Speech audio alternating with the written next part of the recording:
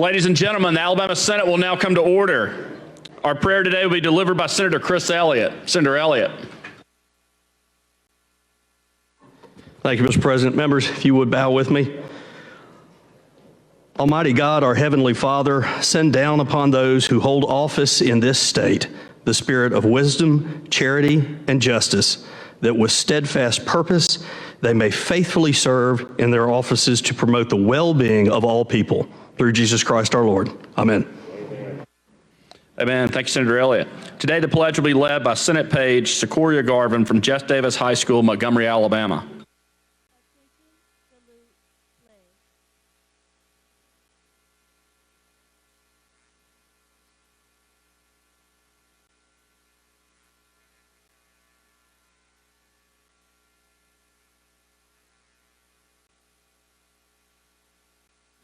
Thank you. Secretary, call the roll. Mr. Albritton. Mr. Allen. Mr. Barfoot. Mr. Beasley. Mr. Butler. Mr. Chambliss. Mr. Chasteen. Ms. Coleman Madison. Ms. Dunn. Mr. Elliott. Ms. Figures. Mr. Gavan. Mr. Gudger. Mr. Hatcher, Mr. Holly, Mr. Jones, Mr. Livingston, Mr. Marsh, Mr. McClendon, Mr. Melson, Mr. Orr, Mr. Price, Mr. Reed, Mr. Roberts, Ms. Sanders Fortier, Mr. Schofield, Mr. Sessions, Mr. Shelnut, Mr. Singleton, Mr. Smitherman, Mr. Stutz, Mr. Wagner, Ms. Weaver, Mr. Watley, Mr. Williams. Ladies and gentlemen, we had 25 senators present, which is a quorum. The Senate is ready to transact business. Mr. President, Senator Wagner. I move that we dispense with the reading of the journal from the previous legislative day. All right, any objection? Hearing none, so ordered. Mr. President, Senator Wagner. I move that we excuse absent senators. All right, any objection? Hearing none, so ordered. I want to make two announcements. First, congratulate Senator Watley on being a dad. Congratulations, Senator Watley. Also, I would like to recognize some special guests in the gallery. Leadership Jackson County, if you could please stand. They're the guests of Senator Livingston. Welcome to the Alabama Senate. Now move on to introduction of bills. Senator Jones. President, move that we allow for the introduction of bills throughout the day. All right, any objection? Hearing none, so ordered.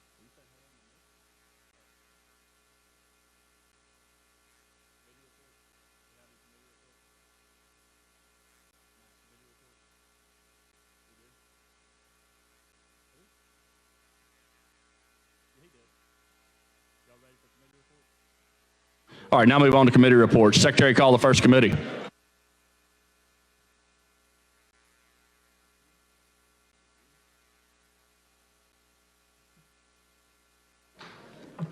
From the Committee on Finance and Taxation Education, Senate Bill 303 receives a favorable report by a vote of 12 ayes and 0 nays.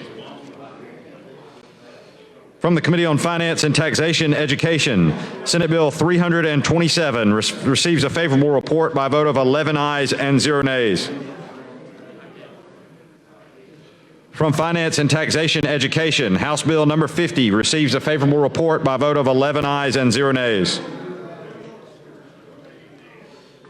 From Finance and Taxation Education, House Bill 20 receives a favorable report with one amendment by a vote of 12 ayes and 0 nays.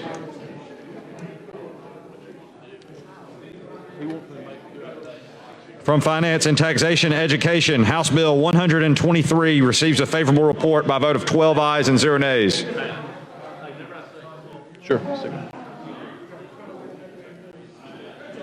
From Finance and Taxation Education, House Bill 162 receives a favorable report with one amendment by a vote of 12 ayes and 0 nays.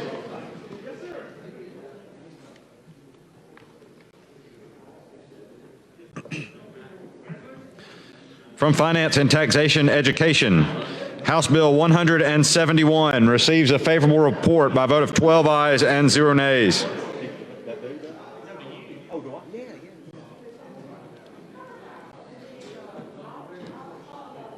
From Finance and Taxation Education, House Bill 331 receives a favorable report by a vote of 12 ayes and 0 nays.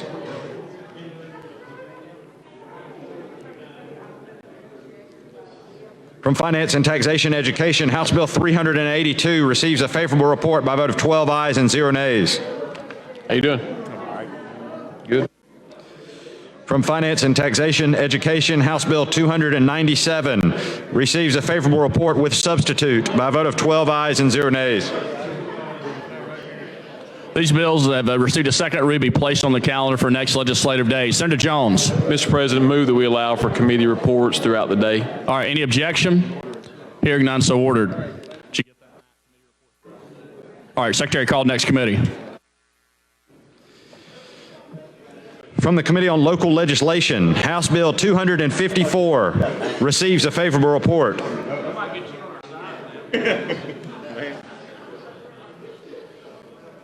From the Committee on Local Legislation, House Bill number 468 receives a favorable report.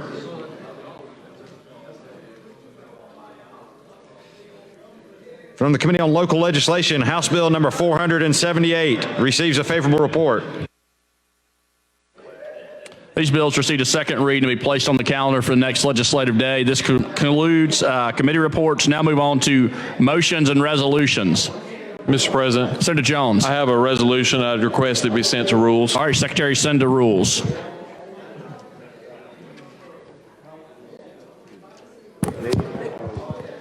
Senate Joint Resolution number 90 by Senator Jones establishing the Alabama Occupational Tax Interim Study Commission is referred to the Committee on Rules. Senator Livingston. I have an SJR. I'd like to send the rules. All right, Secretary, read and receive the SJR and send to rules, please. Senate Joint Resolution number 91 by Senator Livingston commending section high school cheerleaders on being named the Alabama High School Athletic Association 2021 Game Day 2A State Champions is referred to the Committee on Rules. Senator Livingston. Mr. President, I have another SJR I'd like immediate consideration on. Add all senators. All right, any objection? Hearing none, so ordered. All right, Secretary, read and receive the resolution. Senate Joint Resolution number 92 by Senator Livingston recognizing the Boeing Company's contributions to the NASA Space Launch System moon rocket. All right, Senator Livingston. I'd like immediate consideration. If no objection, add all senators. All right, any objection? Hearing none, so ordered. Thank you, Mr. President. All right, need for final passage. Move for final to adopt the resolution, Mr. President. All right, all those in favor say aye. Aye. Any opposed? Resolution's adopted. Thank you. Thanks, Senator Livingston. Senator Weaver. President, I have a resolution I would also like to send to rules. All right, Secretary, read and receive the resolution. Send to rules, please.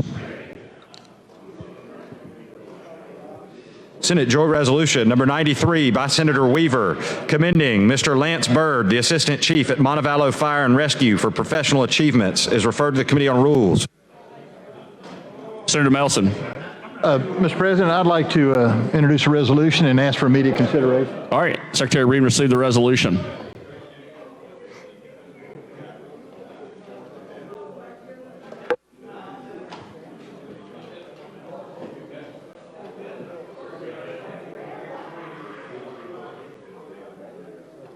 All right, Senator Wiley. Mr. President, I have a resolution I'd like to present for immediate consideration. All right, any objection? Hearing none, so ordered. Secretary, read and receive the resolution.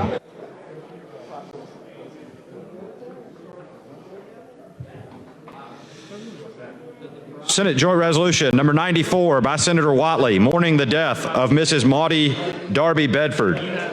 Mr. President, Senator Wiley. Mr. President, without objection, I'd like to add all senators co-sponsors. All right, any objection?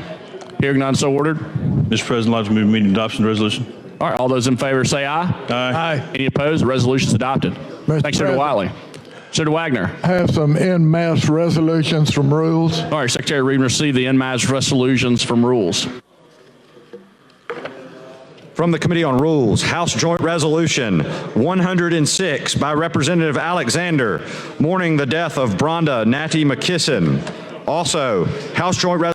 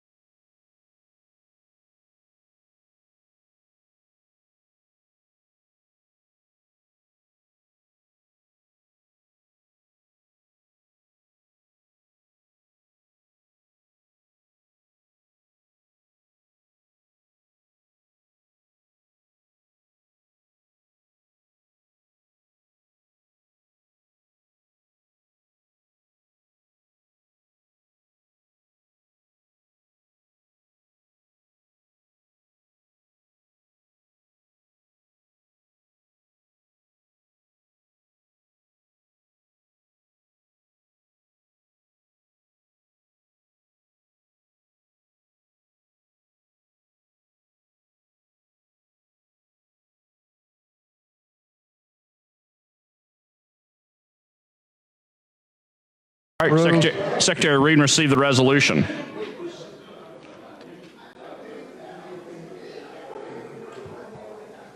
From the Committee on Rules, House Joint Resolution number 131, urging the adoption of pending federal legislation requiring the establishment of a health registry for veterans subjected to toxic exposure at Fort McClellan, receives a favorable report. Mr. President, Senator Wagner. move adoption of the resolution. All right, all those in favor say aye. Aye. Any opposed? Resolution's adopted. Any other motions or resolutions? Senator Hawley?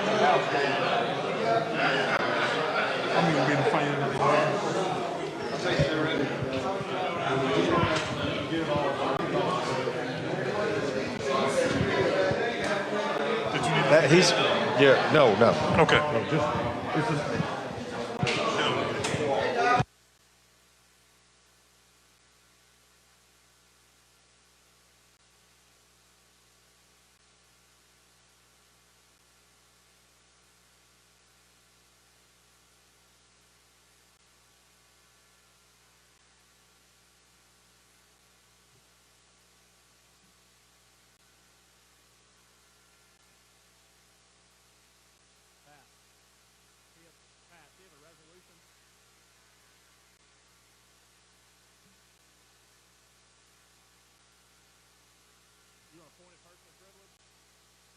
All right, Senator Albritton, you wanted a point of personal privilege, is that correct? Yes, sir. I'll take a point of personal privilege if I might in these next few minutes, if that's all right. Yeah, thank you. How much time do I have for this personal privilege? 5 minutes. 5 minutes. Okay. We're struggling to get a couple of things done that needs to be accommodated here. So I just simply want to tell everybody thank you for Senator Albritton, if you don't mind, I don't mind yielding at your all. time, I think Thank you. Senator Hawley. Yes, thank you, Mr. President. I'd like to move to adopt the SJR out of order. All right, SJR, all right. Any objection? Secretary read and receive the SJR. Senate Joint Resolution number 95 by Senator Hawley honoring the Pike County High School class of 1957 on its 65th class reunion. All right, Senator Hawley. Immediate adoption of the resolution. All right, all those in favor say aye. Aye. Any opposed? Resolution's adopted. Thank you, Senator Hawley. Thank you. Any other motions or resolutions?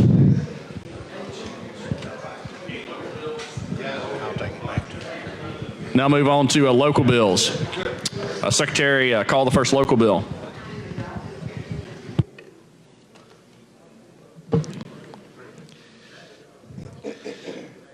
On page 64 of the calendar, Senate Bill number 270 by Senator Hatcher relating to Montgomery County, BIR pending. Mr. President, Senator Chambliss. I'd move the BIR using do we have a good roll? Do not. A long roll. Okay, Secretary, call the long roll. Mr. Albritton. Mr. Allen. Mr. Barfoot. Mr. Beasley. Mr. Butler. Mr. Chambliss. Mr. Chasteen. It's already gone back. Ms. Coleman Madison. Ms. Dunn.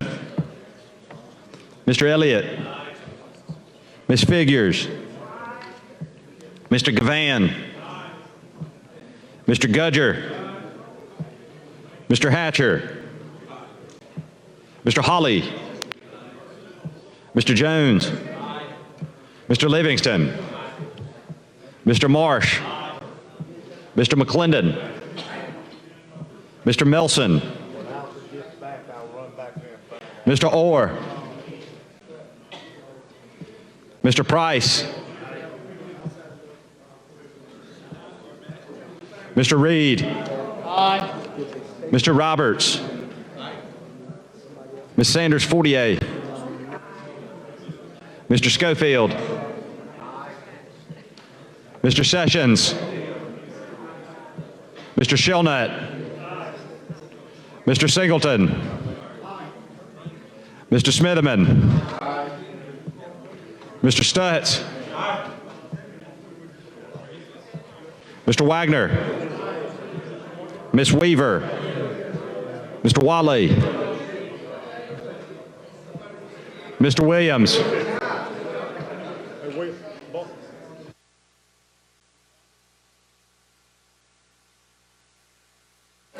32 ayes, 0 nays. The BR is adopted. Secretary, call the bill.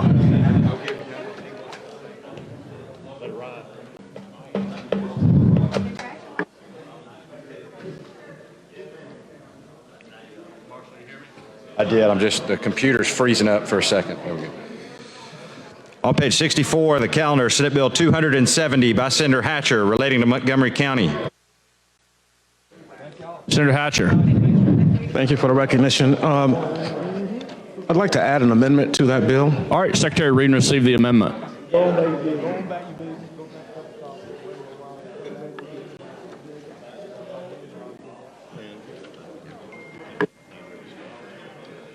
Senator Hatcher.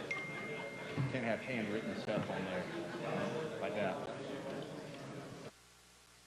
So what we need to do is get cleaned up. Okay.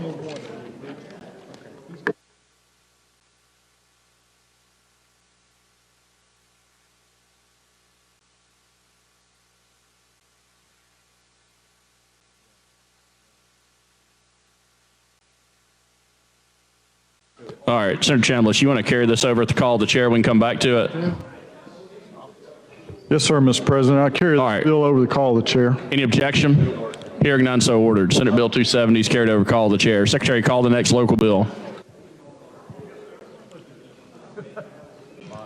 On page 64 of the calendar, Senate Bill 309 by Senator Stutz, a proposed constitutional amendment relating to Colbert County.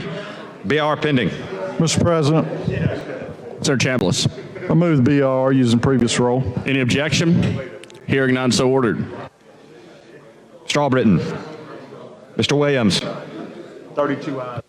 32 ayes, 0 nays. The BR is adopted. Secretary, call the bill. On page 64 of the calendar, Senate Bill 309 by Senator Stutz, a proposed constitutional amendment relating to Colbert County. Mr. President, Senator Chambliss. I move final passage using the previous roll. All right, any objection? Hearing none, so ordered. Mr. Albritton. Mr. Williams.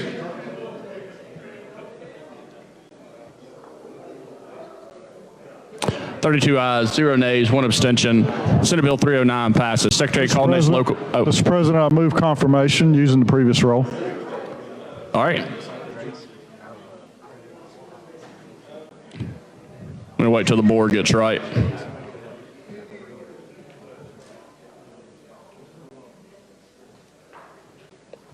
All right. Any objection to using previous roll? Hearing none, so ordered. Mr. Albritton. Mr. Williams. 31 ayes, 0 nays, 1 abstention. The certification resolution's adopted. Secretary, call next local bill.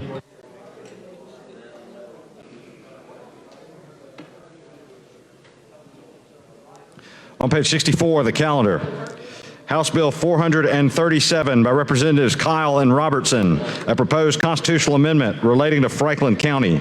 BR pending. Mr. President, Senator Chambliss. move the BR using the previous roll. All right, any objection? Hearing none, so ordered. Mr. Albritton. Mr. Williams. 32 ayes, 0 nays. The BR is adopted. Secretary, call the bill.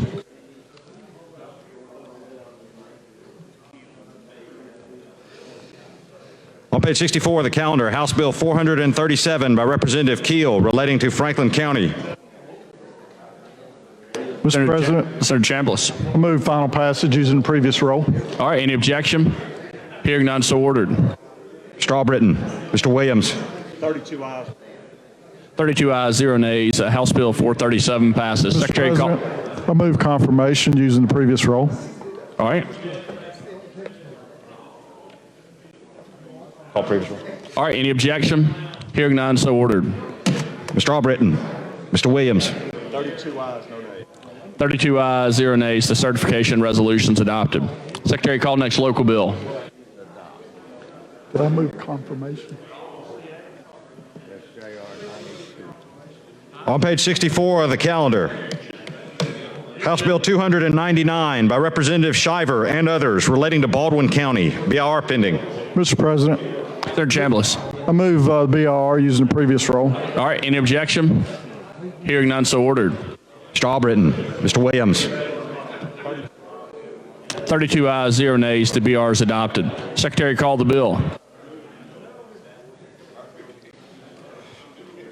On page 64 of the calendar, House Bill 299 by Representative Shiver and others relating to Baldwin County.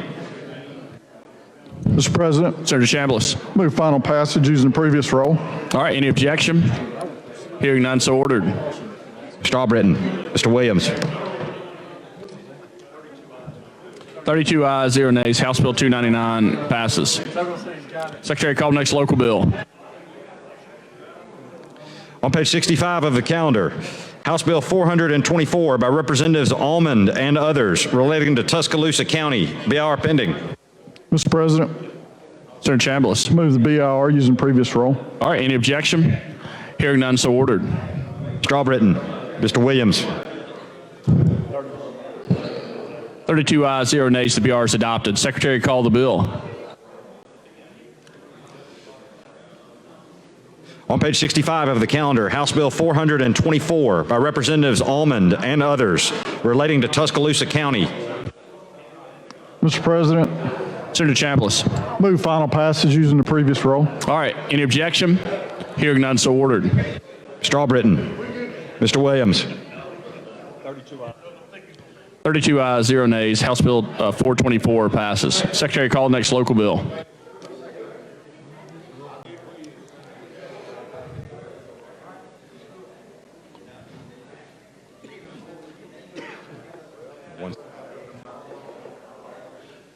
Ladies and gentlemen, if I can get your attention real quick, got this from Senator Roberts, got a special announcement. Announced the birth of Boone Andrew Roberts, just born, weighing 8 pounds, 4 ounces, 21 inches long. This is the 8th grandchild of Ann and Dan Roberts. So, Senator Roberts, congratulations.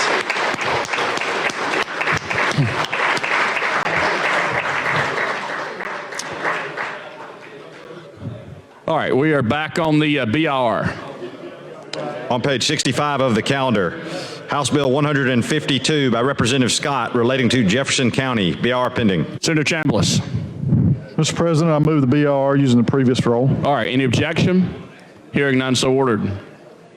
Mr. Albritton. Mr. Williams. 32 ayes, 0 nays. The BR is adopted. Secretary, call the bill.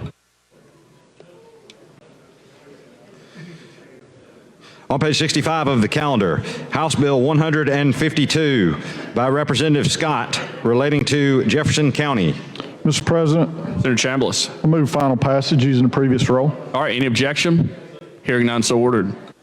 Mr. Albritton. Mr. Williams. 32 ayes, 0 nays. House Bill 152 passes. Mr. President, Senator Chambliss. Senate Bill 270 is at the call of the chair. We'd like to bring that back up. All right, Secretary calls Senate Bill 270. On page 64 of the calendar, Senate Bill number 270 by Senator Hatcher relating to Montgomery County. Senator Hatcher. Thank you, Mr. President. I want to add an amendment to that. All right, Secretary, read and receive the amendment.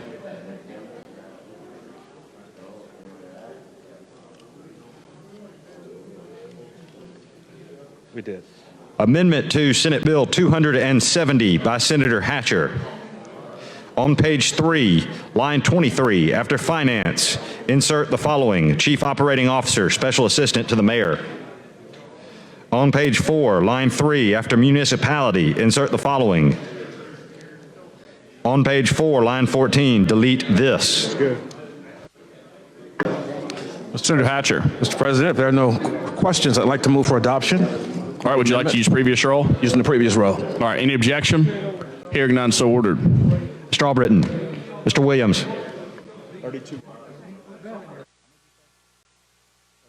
32 ayes, 0 nays. The Senator Hatcher amendment's adopted. Senator Hatcher. Okay. Mr. President, I'd like to move for final adoption of the bill using the previous roll. All right, any objection? Hearing none, so ordered. Mr. Albritton. Mr. Williams. 32 ayes, 0 nays. Senate Bill 270 passes amended. Thanks, Senator Hatcher. Secretary, call the next local bill. On page 65 of the calendar, Senate Bill number 298 by Senator Beasley relating to Bullock County. Mr. President. BR pending. Mr. President, Senator Chambliss. move BIR using previous roll. All right, any objection? Hearing none, so ordered. Mr. Albritton. Mr. Williams. 32 ayes, 0 nays. The BR is adopted. Secretary, call the bill.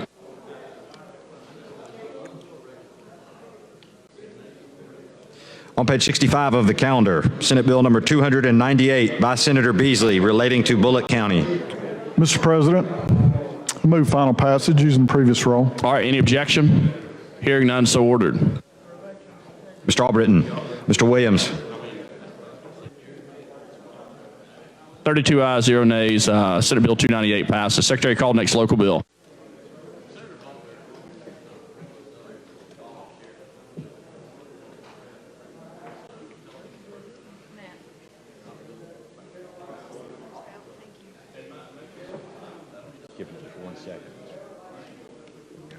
On page 65 of the calendar,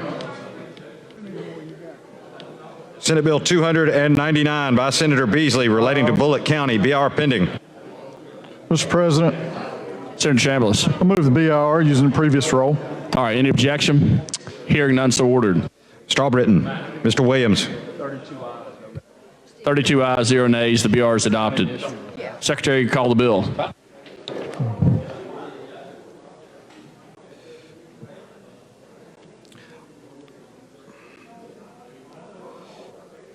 On page 65 of the calendar, Senate Bill 299 by Senator Beasley relating to Bullitt County.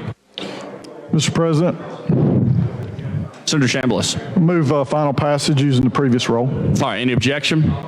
Hearing none, so ordered. Mr. Albritton. Mr. Williams. 32 ayes, 0 nays. Senate Bill 299 passes. Secretary, call next local bill. On page 65 of the calendar, House Bill number 380 by Representative Easterbrook relating to Choctaw County. Mr. President. BR pending. Senator Chambliss. Move the BIR using the previous roll. All right, any objection? Hearing none, so ordered. Mr. Albritton. Mr. Williams. 32 ayes, 0 nays. The BR is adopted. Secretary, call the bill.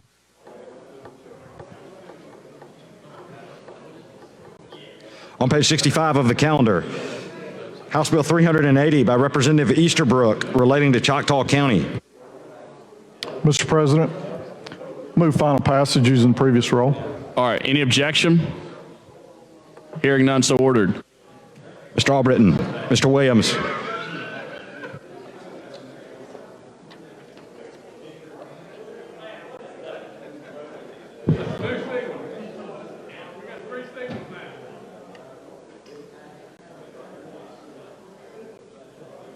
31 ayes, 0 nays, 1 abstention. HB 380 passes. Secretary, call the next local bill.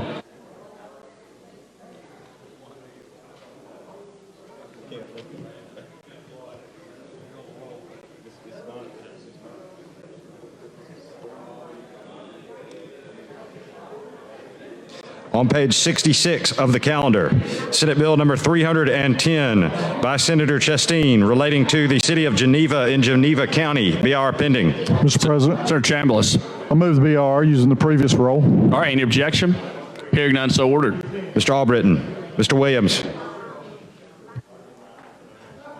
31 ayes, 0 nays, 1 abstention. BR is adopted. Secretary, call the bill.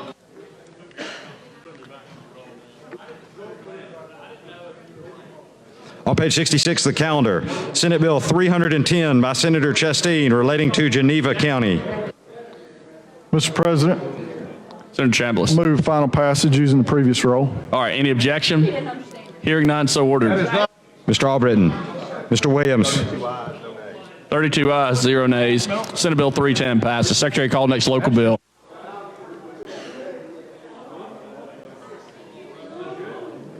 On page 66 of the calendar, House Bill 475 by Representative Sullivan relating to Pickens County. BR pending. Mr. President. Senator Chambliss. Move the BIR using the previous roll. All right, any objection? Hearing none, so ordered. Mr. Albritton. Mr. Williams. 32 ayes, 0 nays. The BR is adopted. Secretary, call the bill.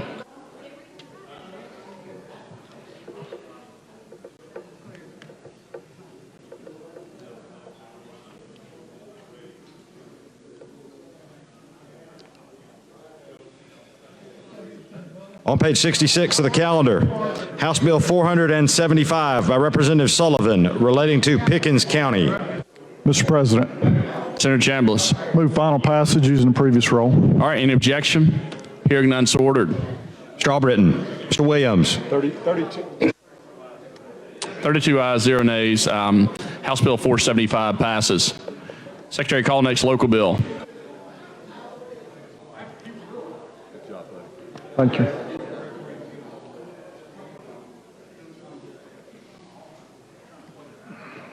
On page 66 of the calendar, House Bill 420 by Representative Hill relating to St. Clair County, BIR pending.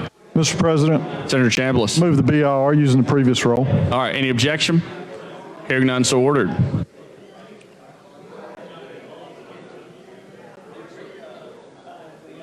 Rosen. Mr. Albritton. Mr. Williams. 32 ayes, 0 nays. The BR is adopted. Secretary, call the bill.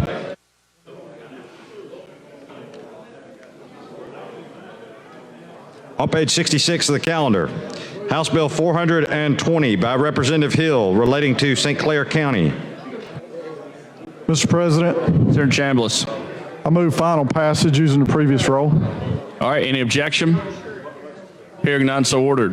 Mr. Albritton. Mr. Williams.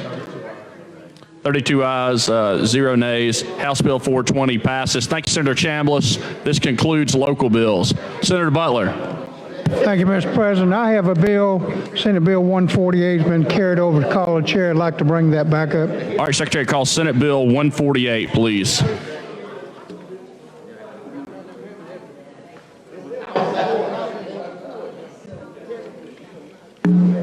On page 15 of the calendar, Senate Bill number 148 by Senator Butler relating to the State Board of Veterinary Examiners. Senator Butler. Mr. President, this just raises the per diem for the Board of Veterinary Medical Examiners. I have an amendment. All right, Secretary Reed, receive the amendment.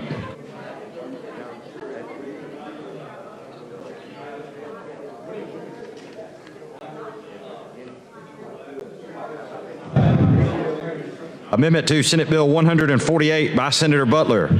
On page 1, delete lines 14 through 17 in its entirety and insert the following. Daily stipend for board members from $200 to $600. Mr. President, this just keeps them from raising it by rule in the future. So I'd move adoption of the amendment. Previous roll. Any objection? Hearing none, so ordered. Mr. Albritton. Mr. Williams. 32 ayes, no nays. 32 ayes, 0 nays. The Senator Butler amendment is adopted. Senator Mr. Butler. President, I move third reading at length be dispensed with and unanimous consent and use previous roll. All right, any objection? Hearing none, so ordered. Mr. Albritton. Mr. Williams. 32 ayes, 0 nays. Senate Bill 148 passes amended. Thank you, Senator Butler. Thank you, Mr. President. All right, Senator Wagner. Have a report from the Committee on Rules. All right, Secretary Reed received the report from the Committee on Rules.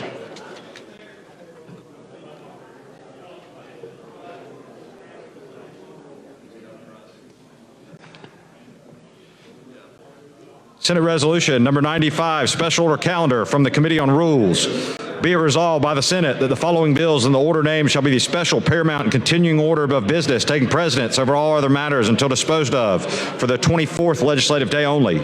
On page 27 of the calendar, Senate Bill 272 by Senator Roberts relating to health. On page 37, Senate Bill 6 by Senator Coleman Madison relating to voting rights restoration. On page 33, Senate Bill 244 by Senator Livingston relating to Nourish One Child. On page 63, Senate Bill 305 by Senator Elliott relating to utilities. On page 61, House Bill 350 by Representative Allen relating to the peanut. On page 60, Senate Bill 313 by Senator Orr relating to college and universities. On page 19, House Bill 37 by Representative Meadows relating to motor vehicles. On page 36, Senate Bill 241 by Senator Singleton relating to court costs. On page 59, Senate Bill 311 by Senator Williams relating to deer hunting. On page 52, Senate Bill 282 by Senator Gudger relating to municipalities. On page 42, Senate Bill 296 by Senator Livingston relating to economic development. On page 36, Senate Bill 256 by Senator Barfoot relating to descendants' estates. On page 35, Senate Bill 289 by Senator Watley relating to alcoholic beverages.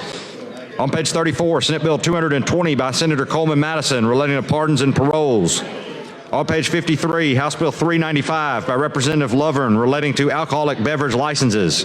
On page 26, Senate Bill 274 by Senator Livingston relating to taxation. On page 22, Senate Bill 238 by Senator Jones relating to the state auditor. On page 52, House Bill 400 by Representative Kitchens relating to taxation. On page 61, House Bill 415 by Representative Isbell relating to counties. On page 20, House Bill 119 by Representative Isbell relating to alcoholic beverage retailers. On page 62, House Bill 148 by Representative Wingo relating to Tuscaloosa County. Mr. President, Senator Wagner. move the Senate adopt the report from the Committee on Rules using the short roll. All right, Senator Allen. Yes, sir. I'd like to speak on the calendar, please, sir. Okay, you're recognized. Yes, sir. Many of you may remember about 5 minutes after the session was over last year, I went and pre-filed a bill, actually 2 bills. Senate Bill 1, which was the constitutional carry, and then Senate Bill 2, which prohibit Washington for telling us how we can and cannot use our weapons and to prohibit us from using our weapons and ammo. Since then, I want to thank each of you in this body for supporting the constitutional carry that came from the House, in which my bill did not pass, but we worked with the House to fulfill one of their caucus item. And so I'm very pleased that that took place. But at the same time, SB 1 did not pass. With that being said, also on SB 2, we had some serious dialogue and discussion on this piece. And in fact, we had an SB 8 that was a constitutional amendment that we discarded and just worked closely with the SB 2. And I don't have to tell most of you in this audience today that the problems that we're facing as a nation, we have been given a right to bear arms, and we surely do not need anyone from Washington to tell us that we don't have that right. It was given to us by the Founding Fathers. I do not see SB 2 on the calendar. I do not see that on the calendar. And so we had the bill up about 2.5, 3 weeks ago. I'm not sure exactly when it was, but it was caught in the crossfire of another piece of legislation. And that piece was carried over. SB 2 was carried over. And it was my thinking that SB 2 was one of the important pieces of legislation that this body wanted to address. In fact, each of us in this body took the oath of office to protect the Constitution of the state and the Constitution of this country. It was given this piece of legislation would have given each of you and myself the opportunity to make a statement, not only to our citizens back home, the citizens in this great state, but at the same time to the citizens of this country that we live in. So anyway, the calendar does not have SB 2. And I have to say, every piece of legislation that's listed, that the Rules Chairman brought before us, each piece, in my opinion, has a right to be debated and be discussed. But at the same time, you as a elected official from your hometown, your district, you have the right to make a decision on which bill needs to pass or which bill doesn't warrant the need to go any further. So, we have several bills on this. I forgot how many is on here, but we do have some very important pieces here. SB 272. SB 72 is one that's very important. It's one that I support. It's dealing with health care, dealing with our physicians and health care providers, telehealth and telemedicine. And so it lays out all the details in which how we can better serve our constituents back home. At the same time, we're living in a time where each of us,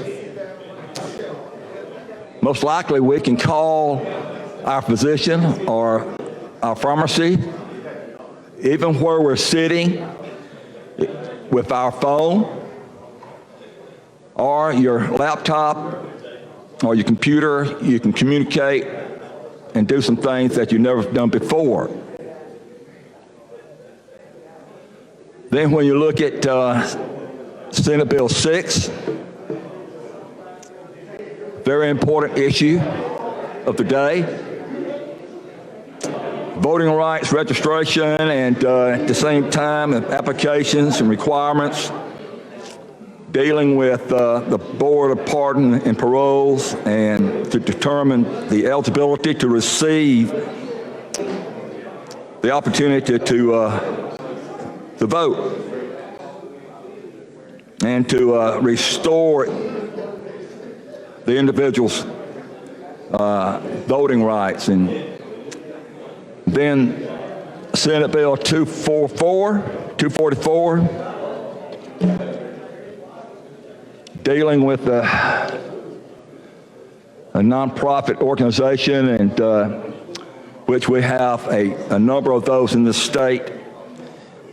But this deals with the children exempt from a state and county sales and use tax.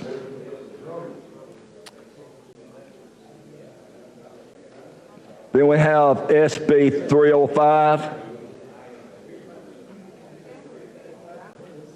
dealing with the utilities, the portable electric generators. There's certain requirements for use. And of course, there are some penalties involved there as well. In fact, this piece of legislation came out of the T&E committee. Then we have a House bill. A House bill. Never dreamed that I'll be talking about HB 350. And this, the sponsor of this bill takes after his mother a great deal. Talking about the peanuts.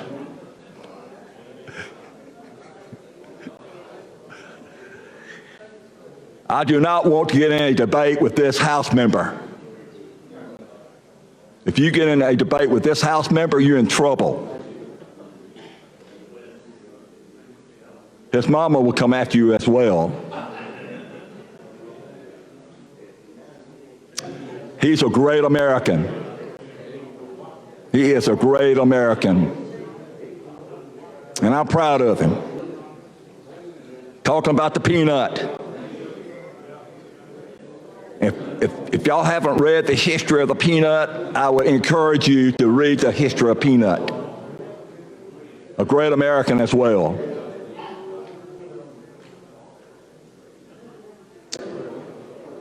Then we have SB 313,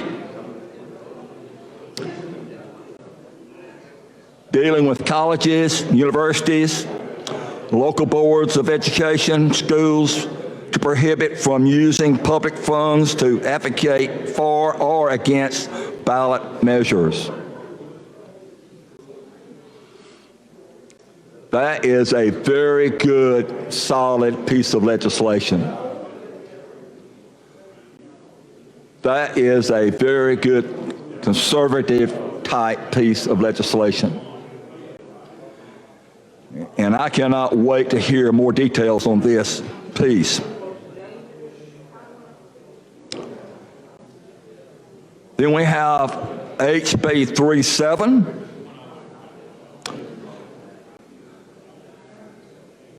Motor vehicles, motorcycles, equipment required for operation. And this brings out some details that a specialty type of vehicle. And you'll be hearing more about this probably tomorrow.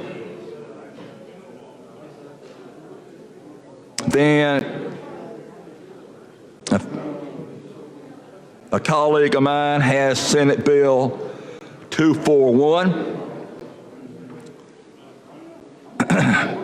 Senate Bill 241, dealing with court costs,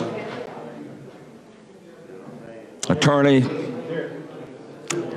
and very important piece of legislation. And I had something happen to me over the weekend that I sure hope that just want to remind each of you, be sure to button your safety belt, your seat belt. I got pulled over.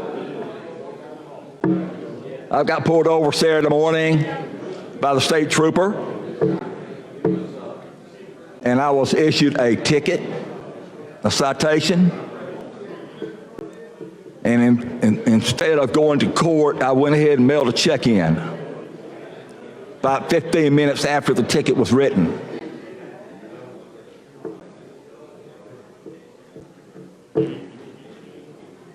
Senate Bill 73,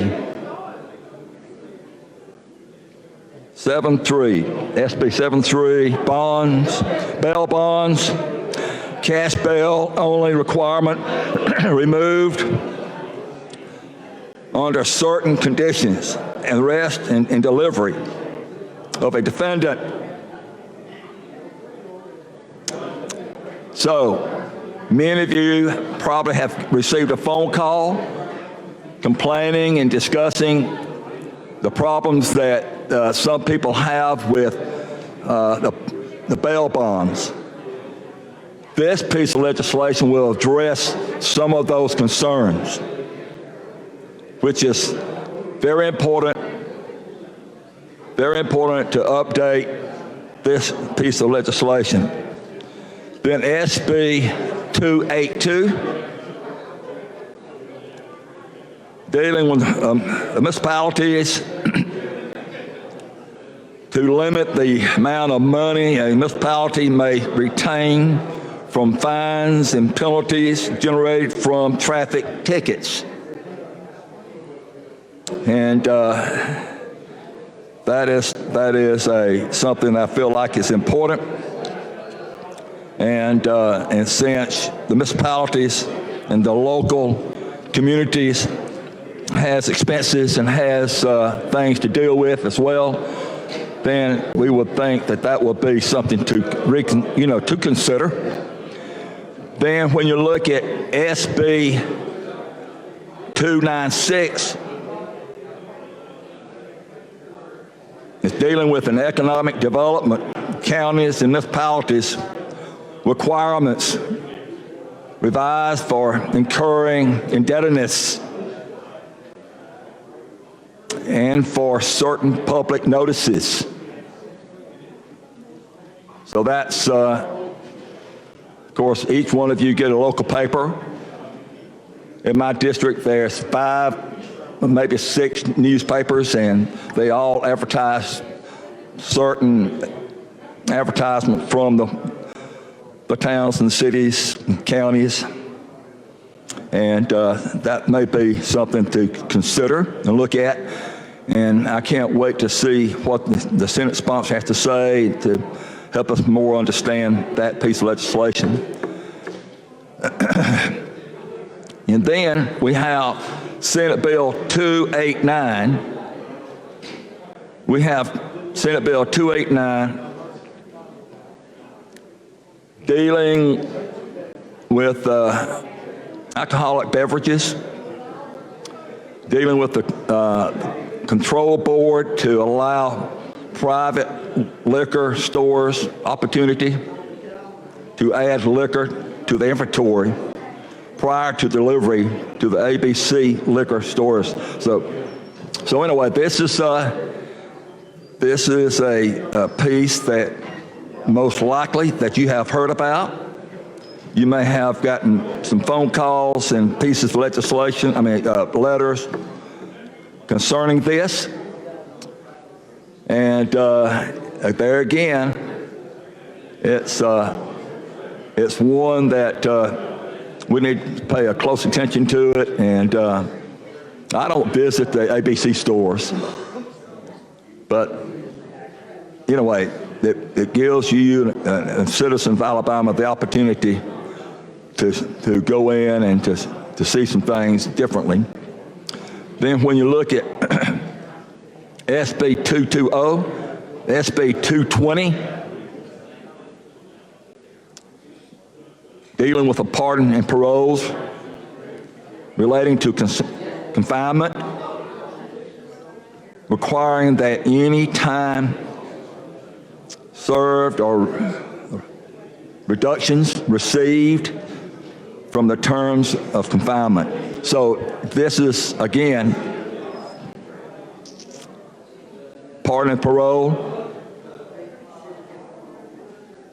A former colleague, and this is a piece of legislation that awaits most likely that we'll see and understand it a lot better once the sponsor of the bill comes and named all the vital points to the bill, the talking points of the bill, and she'll probably make it very clear to us how important this is to her.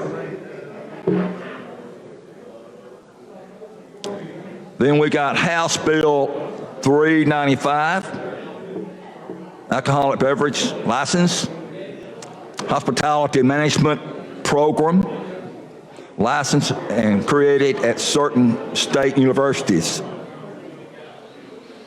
So this is another piece of legislation that gives each of us, not only each of us, but members of our constituent base and the entire state the opportunity to make those personal choices on what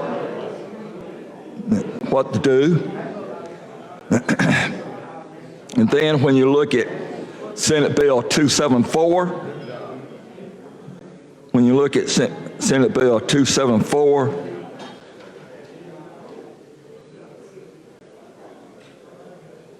taxation, produce, value added products, and many of you probably have been involved in a produce venue where you go in and purchase fresh produce and some other things that may be good. And this SB 274 will give time has expired on the special order calendar. Secretary, call the roll. Thank you. Thank you, sir. Mr. Albritton. Mr. Allen. Mr. Barfoot. Mr. Beasley. Mr. Butler. Mr. Chambliss. Mr. Chastain. Ms. Coleman Madison. Ms. Dunn. Mr. Elliott. Ms. Figures. Mr. Gavan. Mr. Gudger. Mr. Hatcher. Mr. Holly, Mr. Jones, Mr. Livingston, Mr. Marsh, Mr. McClendon, Mr. Milson, Mr. Orr, Mr. Price, Mr. Reed, Mr. Roberts, Ms. Sanders Fortier,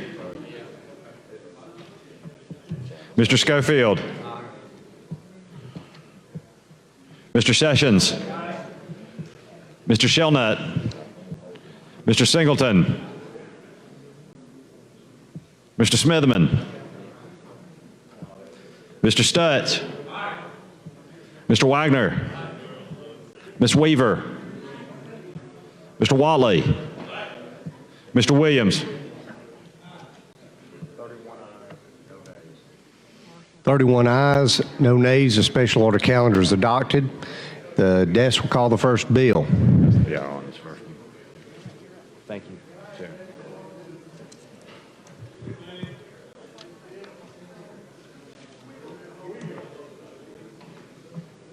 Calling it. It's just taking a minute to load.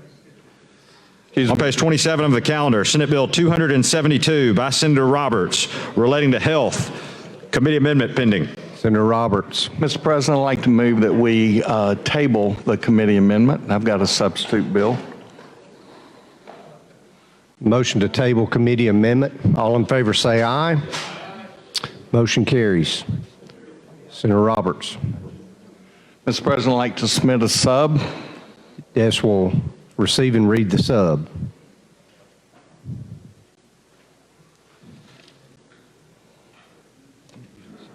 Substitute or something there.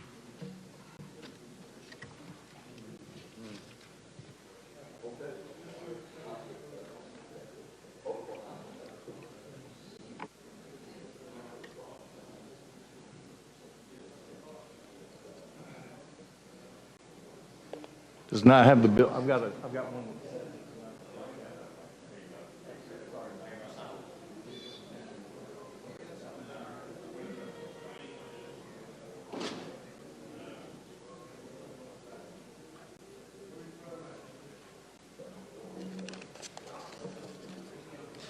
Substitute for Senate Bill 272 by Senator Roberts. Mr. President. Senator Roberts. As you know, this is a bill that we've worked on since 2019. We've worked on this since 2019. This will officially recognize telehealth as an improved means of practice of medicine in Alabama. And that brings us up. There are only 4 or 5 states in our union that have not done a telemedicine bill. So our goal is to do that. It repeals current special purpose licensing to practice across state lines and now allows Alabama licensed physicians to practice telehealth under the regular license with the same standards of care and professionalism required for in-person visits, including proper record keeping and HIPAA compliance. It allows for physicians not licensed in Alabama to practice telehealth on an irregular or infrequent basis or in part of a physician consultation. These exceptions permit patients who may be receiving treatment for out-of-state at a medical facility or specialty treatment center to continue to receive treatment via telehealth upon returning home to Alabama. It prevents fraud and exploitation by requiring that any physician-patient relationship established via telehealth must be initiated by the patient or pursuant to a referral from a current physician of the patient. Cold calls and telemarketing are expressly prohibited. It requires physicians to have an in-person visit with an established patient at least annually or be granted an exception by the Board of Medical Examiners.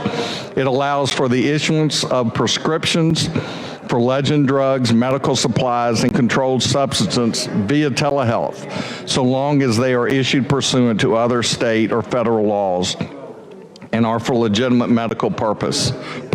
And I believe my colleague has a comment. Thank you, Mr. President. Senator Marsh. Senator, first, let me thank you for the work you've done on this bill up to now, and I know you worked through the weekend on it as well, or the week we had off, and I appreciate that. I think everybody in this chamber understands it was kind of ironic that the COVID epidemic really put a light on telemedicine, and we had been pushing for years to expand broadband. And I think it showed the importance of continuing to expand broadband, where everybody talked about education, but economic development and telemedicine became a reality during COVID. In fact, I would even say there were a lot of patients that went to telemedicine that would have never have done so had it not been to COVID. And because of that, they now are believers in telemedicine. And it's become extremely popular.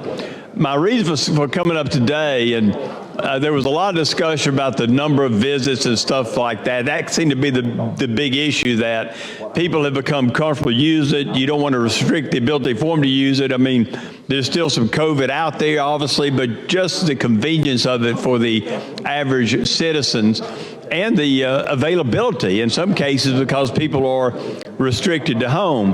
So the way I understand it, this bill as the substitute, it limits the visits to 4 to a single physician by telemedicine without a personal visit. But there is an exemption if someone's, for instance, bedridden, for instance, or cannot leave the home. Is that correct? That's correct. Okay, so those type things have been taken into consideration, and that four visits is per doctor. So if there were several doctors on for the scene, same malady, also same malady. So it's really not 4; it's 4 to a specific doctor and within condition. a 12-month period for the exact same malady. Then you need to see a physician. This is not meant to supplant in-person visits to a physician of your choice. What the whole goal of this was really what we started in March of 20. As the pandemic was hitting, we made an appropriation of roughly $5 million that was used to put telecarts in our county health department offices around the state. And that allowed for experts to come in and assist, or other physicians, for appointments to be scheduled to see a doctor of their choosing with a nurse or nurse practitioner there at the county health office. And so it's a physician extender, the ability that we have with the broadband that you're talking about that you worked on for years. This will go hand in glove with that to help accomplish better health care throughout the state, where you can bring in an expert in one area. We also did another appropriation via the ARPA funds on the last appropriation in our special session. That $5 million is going for further development of telemedicine to allow collaborative among physicians and patients as well. So this is a vehicle that the future is there. And as you know, we're not hardware specific. We're not software specific in this, which basically lays out a field of how to practice telemedicine. Think of the employees that can see their physician telemedically without having to put up their work, get in their car, drive, park, pay parking, go see a physician, come back, get work, make ready, and then go back to work. It's a benefit to our patients and our employers around the state. So what would you say the biggest change, if this legislation passes, what is the biggest change of the way it's working right now? I foresee that it will allow better health care into rural Alabama is what I think. I also think you'll see an adoption by current patient-doctor relationships when some things can be done telemedically versus having to come in to see a physician for something. So I think the patients will benefit as well as the doctors. And in your opinion, the flexibility for the patient still exists with this and to allow them access without, in many cases, literally having to go to the doctor's office? Absolutely. And I think it's a benefit to our citizens in the state to do this. Okay. Well, once again, thank you, Senator. I appreciate your work on this. The rest of the world is doing this, and if we don't establish rules and how to do this properly in Alabama, we'll be behind the curve. Mr. President. Senator Stutz. I'd like to be recognized to dialogue with the bill sponsor. Senator Roberts, I just want to thank you for bringing this bill. I know how much work you've put into the bill, and as you and I have talked, you know that I am generally against the expansion of telemedicine. I think there's no substitute for in-person contact, for face-to-face contact, for actually talking to the patient, actually examining the patient. You know, if telemedicine replaces this, there's a lot of things we're teaching in medical schools about physical exams that could all be skipped over. And so I don't think there's any replacement for actually seeing the patient and examining the patient. But what I want to commend you on this bill, and I realize there's some compromises in it, but the two things that I thought were the most important that had to stay in the bill was that it had to be patient initiated. And I applaud you for making sure that stayed in the bill as the compromise was negotiated. And the other thing, that you had to have inpatient person-to-person contact. You couldn't have just unlimited telemedicine visits. And, you know, 4 is maybe a reasonable number, but the 12 months and the 4, I think, are reasonable. For the same malady, yes, sir. Then going forward, 4 for the same malady. Right. So, right. If it's a different diagnosis, the count starts over. And it goes back to what you were saying earlier. It's very hard to supplant the patient-doctor relationship in person. Right. And, you know, it's even harder if you're out of state on the telephone trying to do that. I mean, I talk to a lot of patients on the phone, but it's patients that I've been seeing for years that I know and that they know me and whatever. You've already got that relationship established. But to establish the doctor-patient relationship over the telephone, I think is really impossible to do. Yes, sir. And it can certainly be a means of follow-up, but not as a primary doctor-patient relationship. But then going forward, the other 2 points I wanted to make is I want to make sure that we're not increasing the cost of health care by having a telemedicine doctor that gets a patient-generated initial contact, and then they continue to follow up with the patient and initiate the second and third or fourth contact or whatever to just follow up with the patient and say, you know, just wanted to call you and make sure that you're getting better or whatever, but spend that into generating another telemedicine office visit with a charge. And so we really need to monitor from the Medicaid standpoint, from the insurance company standpoint, that additional unnecessary follow-ups are not being generated and billed for. And then the second thing that we really need to follow in the next year to make sure we don't need to tighten the requirements on is that prescription of controlled substances is not going up based on telemedicine contacts. You know, I would have preferred that be just expressly outlawed in the bill, that you can't prescribe a controlled substance. You know, we already can't call in Class 2 controlled substances, but you can certainly generate a computer-generated prescription that you can send to the pharmacy based on a telemedicine visit, just like you would any other office visit. And so we need to closely monitor to make sure that repeat visits aren't being increased and that controlled substance prescriptions are not being increased by telemedicine contacts. So with that, I want to say those are the 2 things that we need to watch closely in the next year.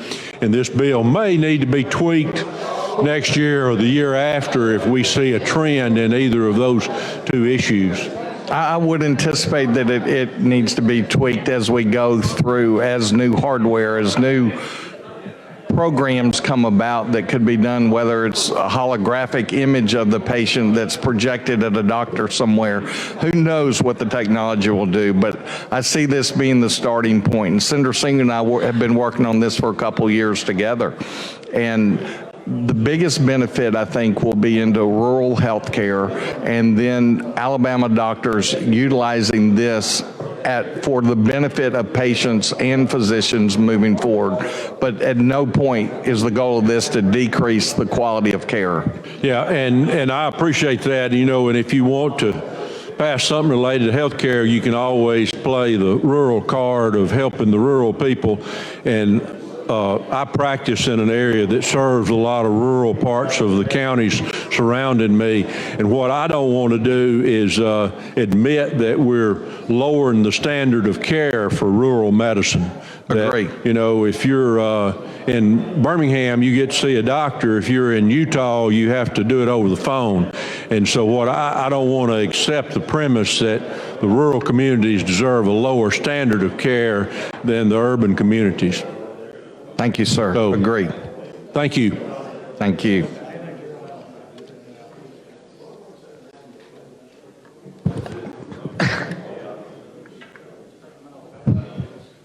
The birthday senator. Say it. Mr. President, I'd like to recognize my colleague, Senator Bobby Singleton. All right. You're recognized, Senator. Mr. President. Woo. Anyway, Senator, how are you doing today? I'm doing well, sir. It's been a pleasure to work on this bill together, I would say that. Yeah, and let me just say this. I'm just getting this substitute, and let me just ask you to explain the substitute.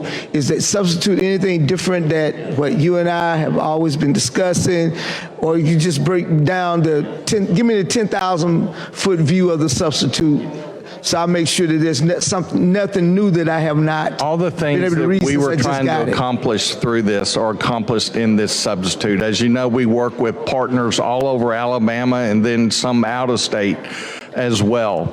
And as recently as Friday, had further discussions. Tuesday, we got a lot of comments.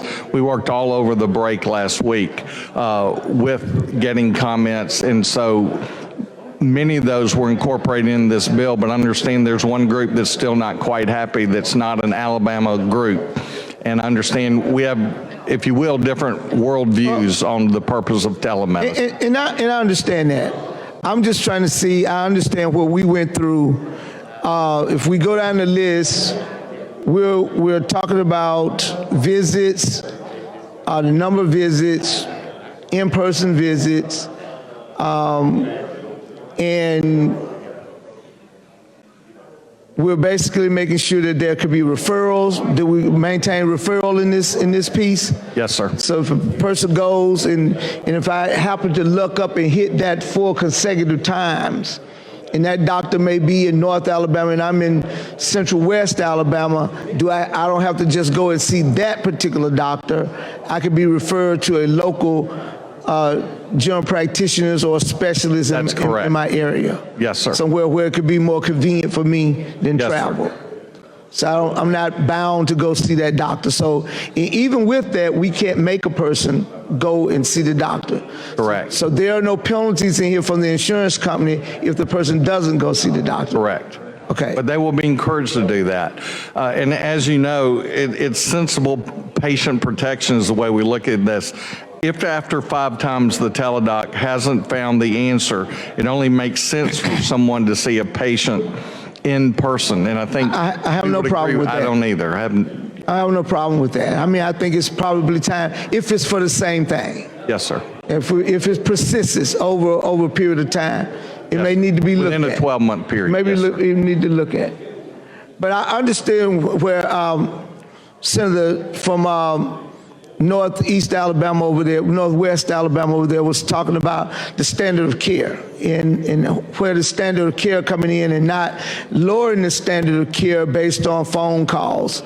While I understand that there's going to be different levels of telemedicine, and let's make this clear, because there are some telehealth that will put the doctor eye to eye with the patient to be able to be seen with a nurse on the other side, touching the patient, and then there's the technology of Bluetooth that will allow for the doctor to be able to see in real time what those vitals are with that patient. Yes, sir. But I think what he was speaking of from the aspect of the telephone, where the blind sight but the hearing ear. and to be able to take those instructions from a doctor to do those things that's necessary to do. And if in fact saying that could lower the standard of care. And I can see the standard of care being an issue later on. We may have to come back and revisit this, because if there are people out there who will arbitrarily try to find ways that he was talking about to trick the system to get more doctor visits here or there, to do the things they need to do, and whether or not we're just running people in and out, we may have to look at what is the standard of care versus just a number. Yes, sir. Because we may be running people in unnecessarily. Okay, so that they could be healthy, and somebody calling, or maybe just calling for, just a cough. I might want a Z-Pack tonight. Right. I just might just need a Z-Pack because I'm feeling, stuff and stuffy and want to catch it before it gets on me, that flu bug or what have you. Yeah, there's nothing that prohibits the prescription of a Z-Pack. Right. Telemedicine. So tell me in the bill about the prescriptive part. I understand that we're excluding Schedule I drugs. We are. Okay, so talk to me about prescription. On the prescription for an antibiotic, there's nothing that deals with any prohibition of antibiotics in this bill. Some of the controlled substances we are controlling, no different than most in-person visits. We're trying to make that as similar. If you have a healthcare person there, as we've talked about for rural healthcare, if you're in a county health office, and there's a nurse there, and then the doctor can come in telemedically and see the patient with a provider there, then they can do some of the controlled prescriptions there. So there has to be an in-person with those controlled substances. Yes, sir. That doctor needs to be there. I can agree with that. Schedule I drugs. Because we're not after, as Senator Stutz was talking about, we're not after increasing any type of abuse of controlled substances by this. Great. And so with that, so anything below that Schedule II drug, can be administered across, whether it's the telephone or the doctor who does it through some telemedicine kind of. Maybe, I hope not telepathic. I'm sorry. Look, via telemedicine. I'm sorry. We'll beam me up, Scotty. Yes. Beam me up, Scotty. You may practice telepathic medicine, but that may be in question in some people's standard of care. We're getting there. Okay. Yes, sir. Yeah, but through some other telemedical means of being able to do it. And so, what if I'm there to do mental health? How does the mental health visit count? We're not dealing with the mental health care in this bill. That won't change. There's not a limit on that. The standards that are already in place will continue there. Okay, the standards that we've already set in this, so because I've already had a psychiatrist or a therapist that I've been talking to. Yes. So we want to have consistency there. Absolutely. So we want that consistency so that they can continue to get the same doctor each and every time there. We want that consistency. That doesn't matter about the number of visits that we make, whether or not they count towards visitations or anything of that nature. Here again, this is a physician extender to allow that to continue for the benefit of Alabama patients. Yes.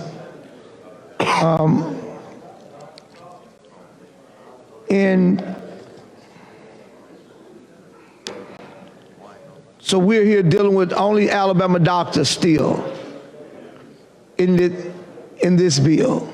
Licensed Alabama doctors. Alabama physicians. Yes, sir. Licensed board certified Alabama physicians. I'm not going to say board certified is a whole nother parameter. It is. To be board certified in something, but licensed. Just licensed. Licensed. Okay. Yes, sir.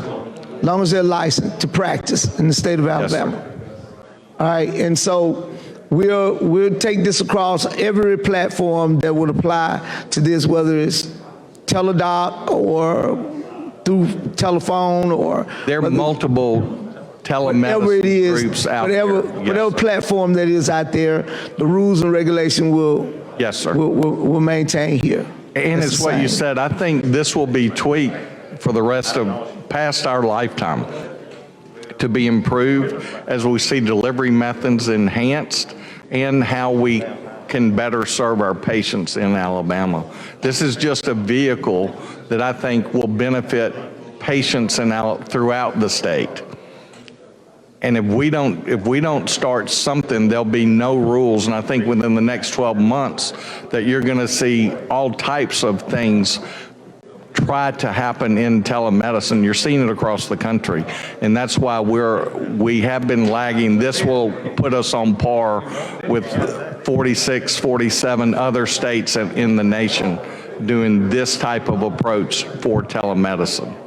Well, you know, and I guess, you know, my only reservation had been in this was looking at those numbers, the arbitrary numbers that we pull out to come up with the 4 times 4 visit, whatever number of visits.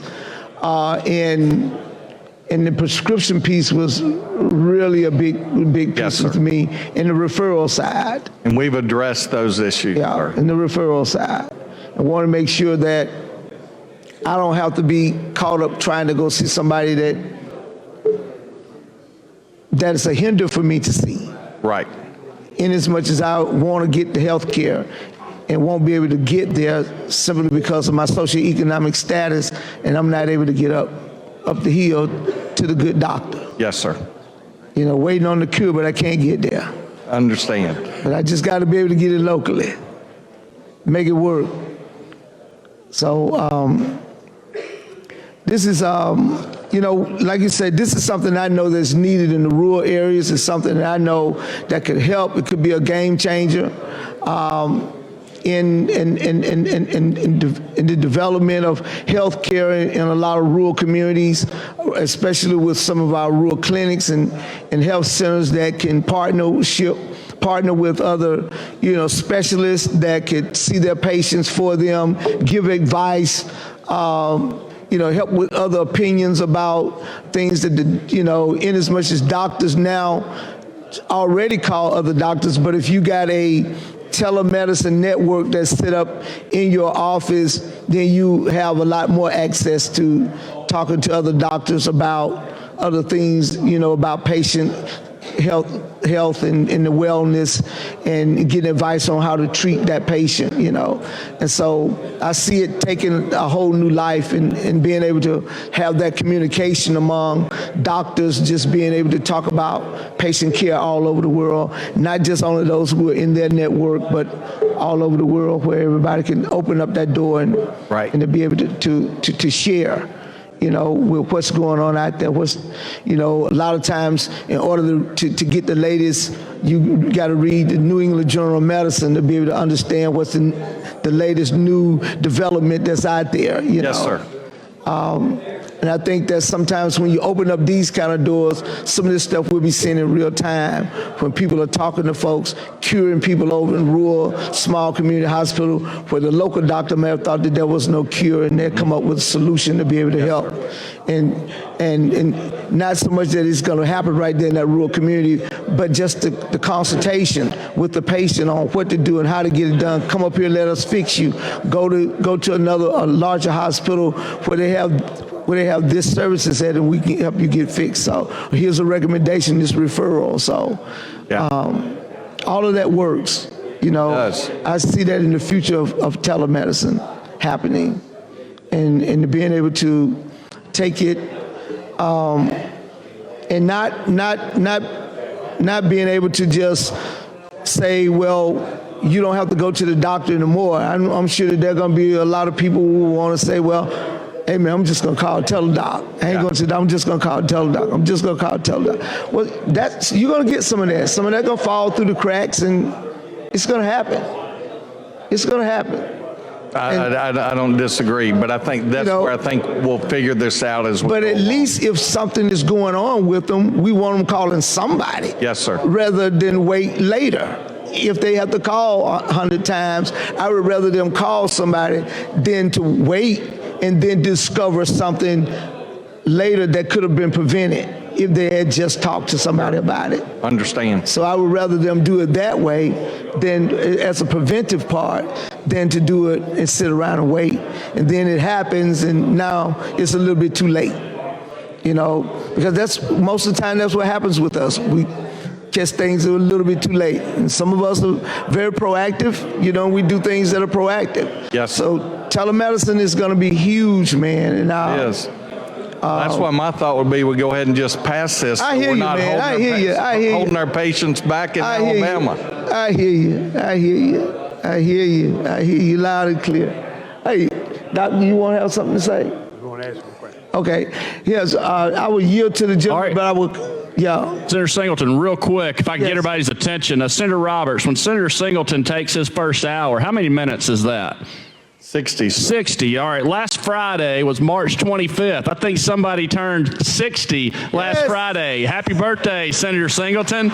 Congratulations. Thank you. Thank you. No autographs. No autographs. Thank you very much. All right. Thank you. All right. I would yield to the gentleman, and I would like to come back to my mic. All right. Senator Beasley. Thank you, Mr. President. Senator from Jefferson County, I just have one question that since I've been listening to this dialogue for the last few minutes, I want to make sure that the pharmacy benefit industry will not be able to have a telemedicine doctor in-house, and when they treat one of their enrollees, that they will direct that prescription to their mail order facility. Senator, we have not addressed prescription writing in this legislation. I just been listening for the last few minutes, and it just ran across my mind that those people, sometimes we need to have a watchful eye on that industry, because they are eroding business out of the state of Alabama. Even though last year with Senator Butler's Pharmacy Benefit Manager regulatory bill, I'm ready to challenge them on some things. And I think we've got to go to the Department of Insurance. But I can just see them seeing this as a captive audience, that they can hire a group to provide telemedicine and direct that prescription rather than going back to their pharmacy of their choice, that they could direct it to their mail order facility. I understand. Or either to one of their satellite drugstores that are in the state of Alabama. We did not address prescriptions in this piece of legislation. We're only addressing the ability to do telemedicine, but not anything past that. But I understand what if I see that industry sees a loophole, then we need to come back and amend this bill. That may be the first tweak we make as we move along this road. I'd like for you to give it strong consideration, because I think that's a possibility that could occur. We'll be glad to do that. Thank you very much. Thank you, Senator. All right. Thank you, Senator Beasley. I support the bill. All right. Senator Singleton, did you want to come back to the mic?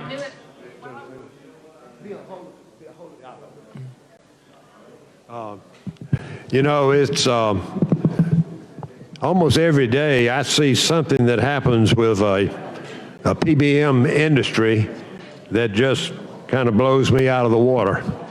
And I have worked with this industry for probably 40 years. And about 6 months ago, they billed me for $2,031 for a manual adjustment. And I can't get anybody with that company to address that issue. And I'm continuing to press that issue. But that is, you can't, that's just wrong. I can't say anything any stronger word. It's just wrong. What is it called?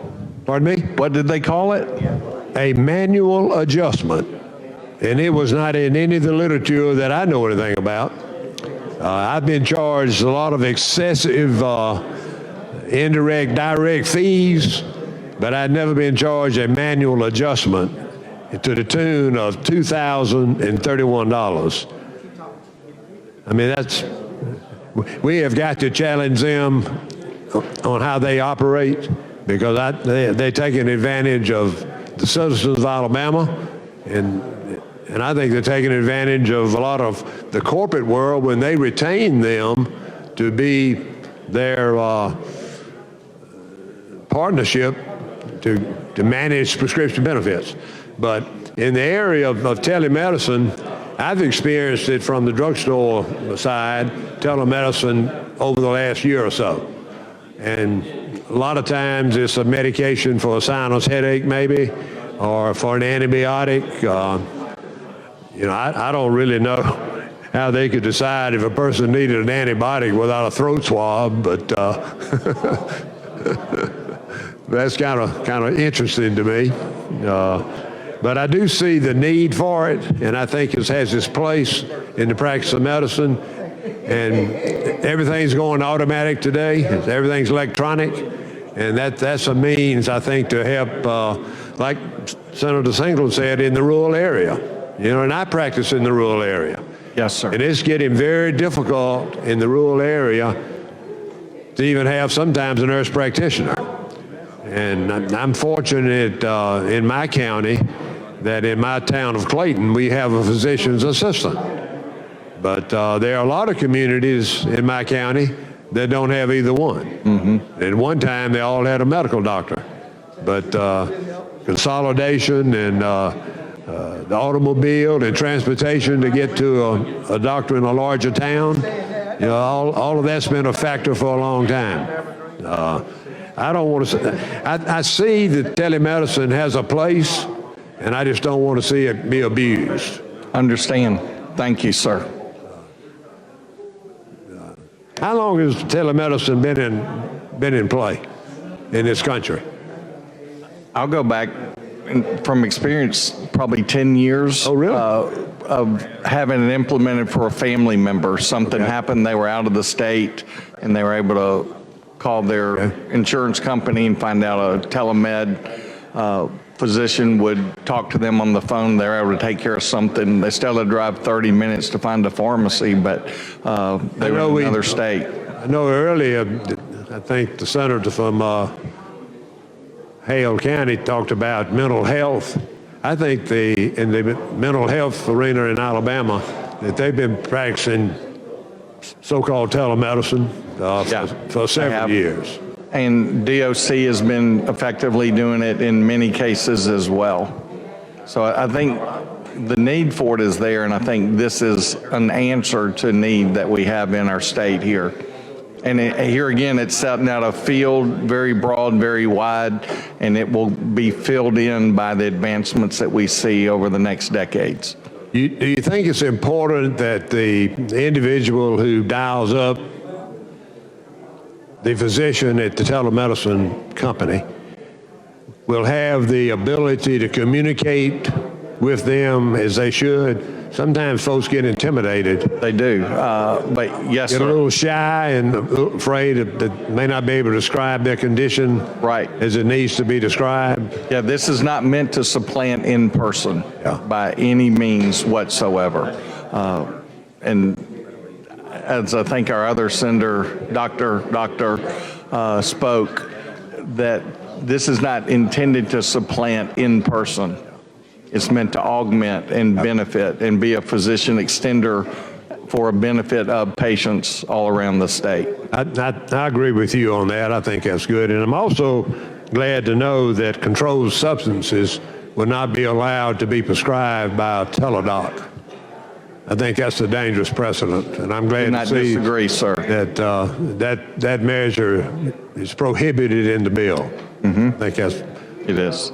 I'm glad to see that. Yes, sir. That's a battle we're having all over the country, as you know, right now.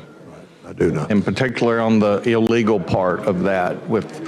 I saw where something has definitely got to be done about imported fentanyl. Without question. From either. I thought it was all coming from China, the southeast part of the world, but I understand it comes across from Mexico as well. Our southern border. Much of it now may be shipped into Mexico from those areas, but it's being manufactured into pill form and making its way across the border daily. Yeah.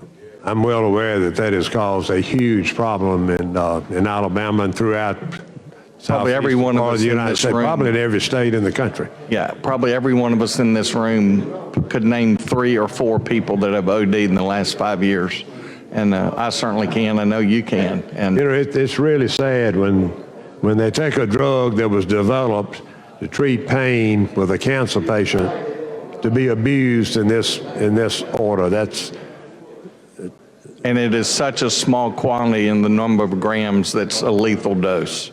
That's the scariest part of it. And especially when they mix it with like drugs like heroin, that kind of thing. It's really scary. Marijuana as well? Yeah, I agree. I appreciate you Singleton may be ready. I appreciate you bringing this bill. Thank you, sir. Is the senator from Hale? Yes. You ready to Yeah. continue the dialogue? Thank you. Mr. President. Senator Singleton. Thank you, and thank you for that recognition. My brother. Let me just get back to on the standard of care thing. I just want to be clarified because I know this issue came up in the debates that we were talking. And the question is, and I just want to get an understanding, is based on our choice of numbers, how many visits there are, whether 4 or 5. I think if it has 4 and then you got to see a doctor. Why do we choose numbers of visit over standard of care? It's really, and it's, as you know, it's for the same malady because it's at that point that one would assume there's something else going on besides just what's being described in the telemedicine visit. That's why it's imperative that they see someone in person to see what is causing the malady that the patient's seen them for. So that's the benefit. So it's a benefit to the patients at that point to ensure that they're getting the right diagnosis, much like the previous senator mentioned.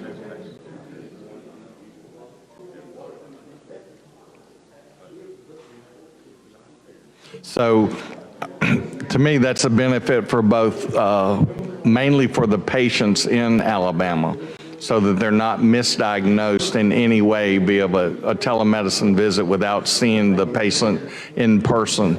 Much like the first senator talked about, that we're not trying to supplant an in-person visit. So that's why we went back and forth on what the right number would be. And as you know, you were involved in a number of those discussions as well. And that's what seemed to be a very reasonable number. Well, my excellent.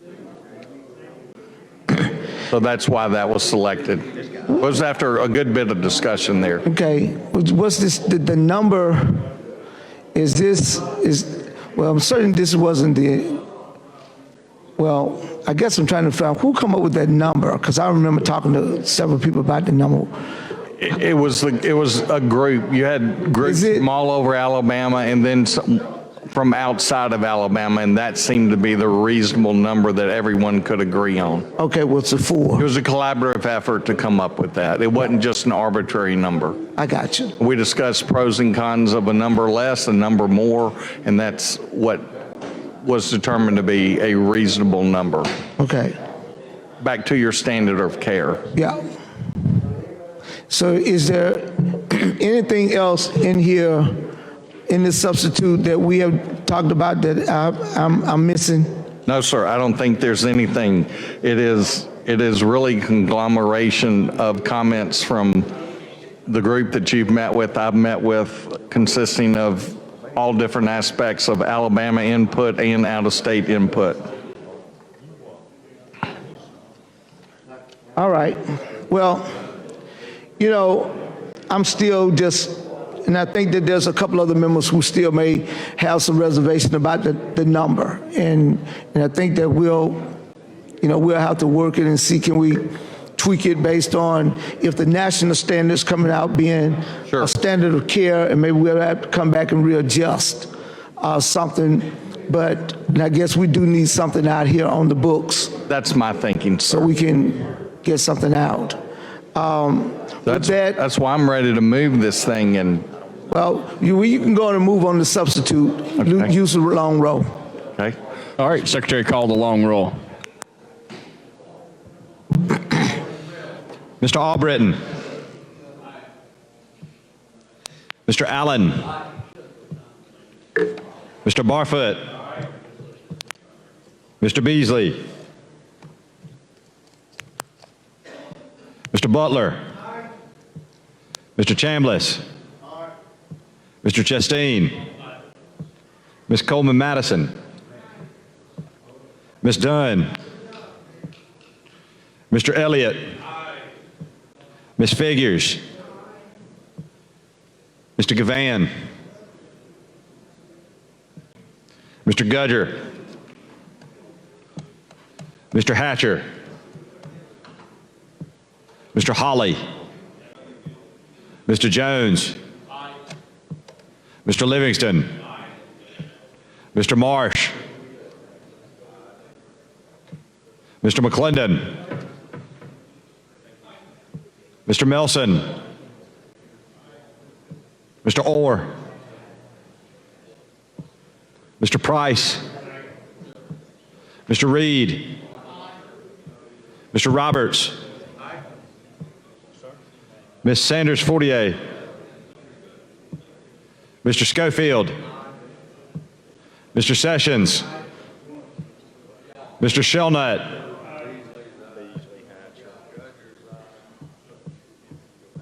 Mr. Singleton. Mr. Smitherman. Mr. Stutz. Mr. Wagner. Ms. Weaver. Mr. Wally. Mr. Williams. 33 ayes, 0 nays. The Senator Roberts substitute's adopted. Senator Roberts. Mr. President, I'd like to move third reading final passage using previous roll without objection. All right, any objection? Hearing none, so ordered.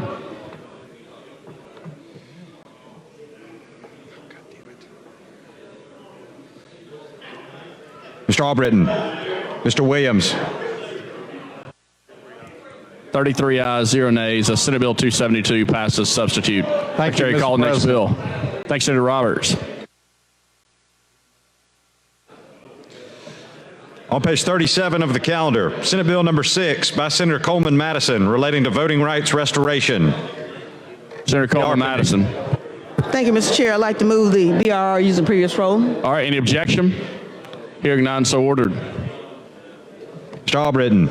Mr. Williams. 33 ayes, 0 nays. The BR is adopted. Secretary, call the bill.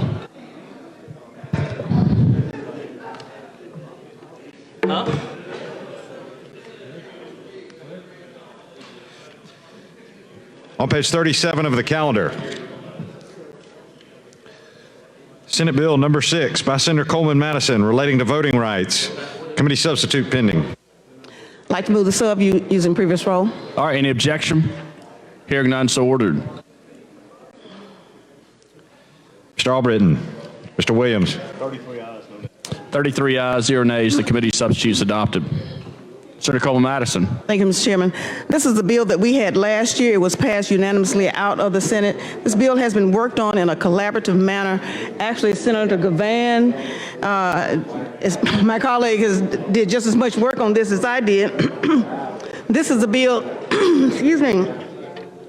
This is a bill as to eliminate the pardons and parole certificate of registration, where you would have to require a certificate of eligibility to register, and require the Pardons and Parole Board to certify those persons after they have completed requirements that they have for voter restitution. It would eliminate the application process and have the Pardons and Parole Board make that determination. It puts in place a community service program where they will be able to do community work based on agencies that the Pardons and Parole Board have approved that would serve in lieu of paying certain fines and fees with an approved payment plan, but it would not eliminate restitution. And once they have completed this, and they have reviewed the record, Secretary of the Pardons and Parole Board would notify the Secretary of State's office, who notifies the Board of Registrars in this county that they were registered in. to have them put back on the board, on the list to have their rights restored. If there are no further questions, I'd like to move final passage using previous roll. Any objection? Hearing none, so ordered. Strawbridden. Mr. Williams. 33 ayes, 0 nays. Senate Bill 6 passes. Thanks, Senator Coleman Madison. Secretary, call next bill. On page 33 of the calendar, Senate Bill 244 by Senator Livingston relating to Nourish One Child. BR pending. Mr. President. Senator Livingston. I move the BIR using previous roll with no objection. All right, any objection? Hearing none, so ordered. Strawbridden. Mr. Williams. 33 ayes, 0 nays. The BR is adopted. Secretary, call the bill.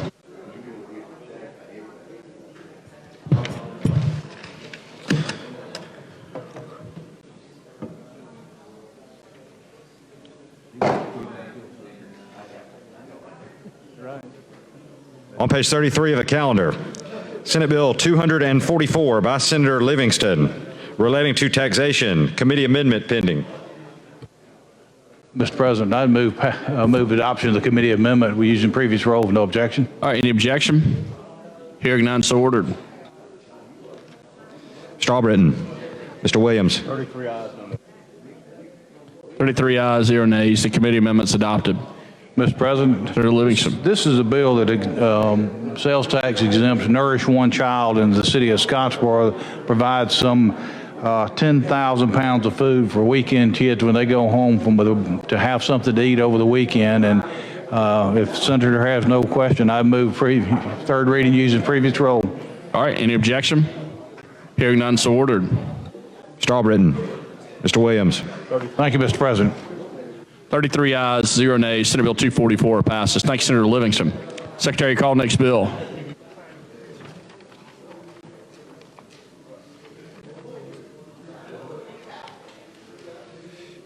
On page 63 of the calendar, Senate Bill 305 by Senator Elliott relating to utilities. BR pending. Senator Elliott. Thank you, Mr. President. Move the BIR using previous roll without objection. Any objection? Hearing none, so ordered. Strawbridden. Mr. Williams. 33 ayes, 0 nays. The BR is adopted. Secretary, call the bill.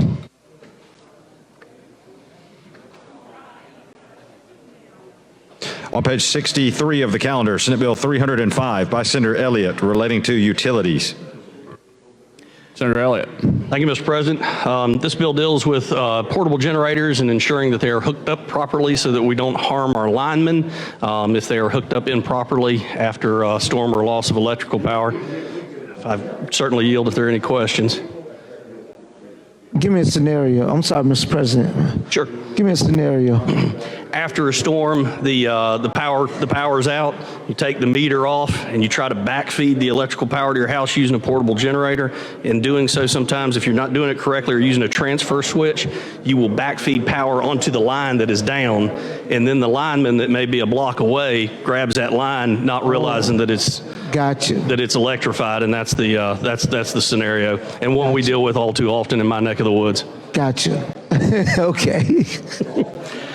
No further questions. I'd move third reading, final passage. All right, any objection? Hearing none, so ordered. Strawbridden. Mr. Williams.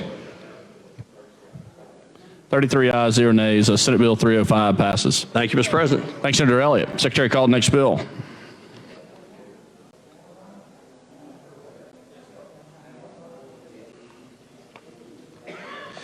On page 61 of the calendar, House Bill 350 by Representative Allen relating to state symbols. BR pending. Thank you, Mr. President. Mr. President, what I'd like to do, members of the chamber, I'd like to pass the BIR and then carry the bill over the call of the chair. All right. Would you like to pass the BR using previous roll? I'd use previous roll. All right. Any objection? Hearing none, so ordered. Strawbridden. Mr. Williams. 33 ayes. 33 ayes, 0 nays. The BR is adopted. Now we have a motion to carry over House Bill 350 at the call of the chair. Any objection? I'd like to speak to that. Yeah, you can even object. which would still be on the bill. I object. All right. On the bill. Okay, we're still on the bill, so you're recognized. I'd just like to speak to it. I would just like to point out to my peers up here that while I have the greatest respect in the world for Senator carrying this bill, and the House member that is behind this bill, there's been some difficulties with the bill moving in the House, and it's my intent to speak about any House bill that comes up here, and it is my hope that we can work, our leadership can work with the House members and work out some issues and concerns that we have with those people. And with that being said, Senator Beasley, if you'd allow me, I'll just move to carry this over to call of the chair. Okay, that'd be fine, Senator. All right, I'm sorry, I didn't hear what you said. Move to carry it over to call of the chair. All right, any objection? Hearing none, so ordered. House Bill 350 is carried over to call of the chair. Secretary, call the next bill on the calendar.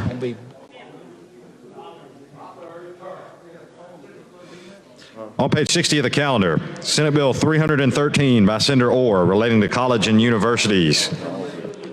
BR pending. Senator Orr. Sure. Thank you, Mr. President. I'd move adoption of the BR using the previous roll. All right, any objection? Hearing none, so ordered. Mr. Albritton. Mr. Williams. 33 ayes, 0 nays. The BR is adopted. Secretary, call the bill. On page 60 of the calendar, Senate Bill 313 by Senator Orr relating to education. Committee substitute pending. All right, Senator Orr. Thank you, Mr. President. I'd like to go ahead and adopt the committee substitute using the previous roll, Mr. President.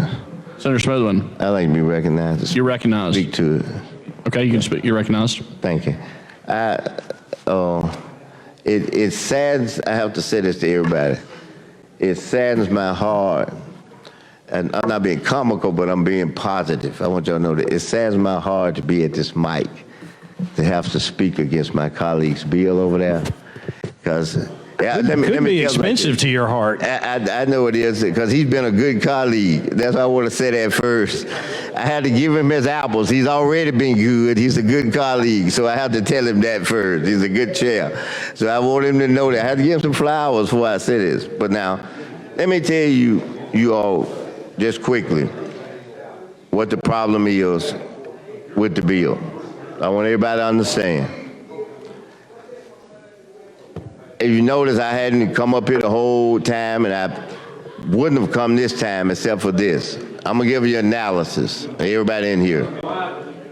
What's the bill number? It's on the agenda. I don't know if we got into it yet, but it was the bill that was dealing with the exemption of was it ad valorem taxes or something on some grain and feed or something that's sold. What number was that? It's on the agenda today. Let me see. I don't have, here's a special order right here. That's the basis. HB 400. Is it 400? Yep. Okay. Bottom of page 3. Okay. Yes. Now, let me explain to you what we got going on here. I mean, it's some other stuff, but I'll give my quick analysis first. And I'm gonna have to say it like this, because it doesn't mean that it's only in this particular area of the state now, but I'm using a visual. We got the black belt. 10 meals, that's all that they have. We know that. Okay, that's all they got to work with.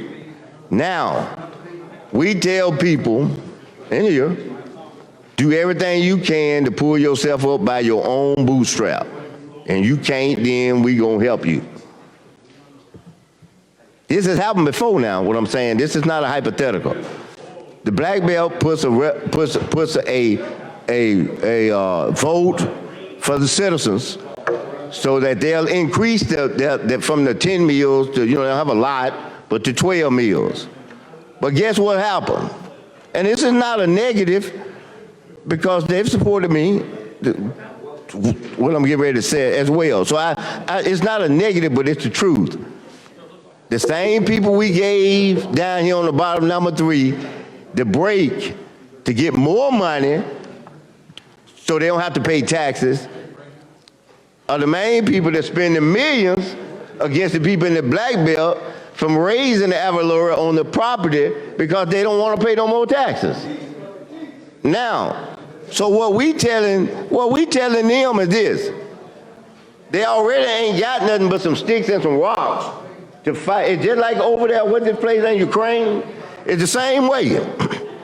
They Russia with all the artillery, money, big money, millions. I ain't mad at them. That's business, both make money.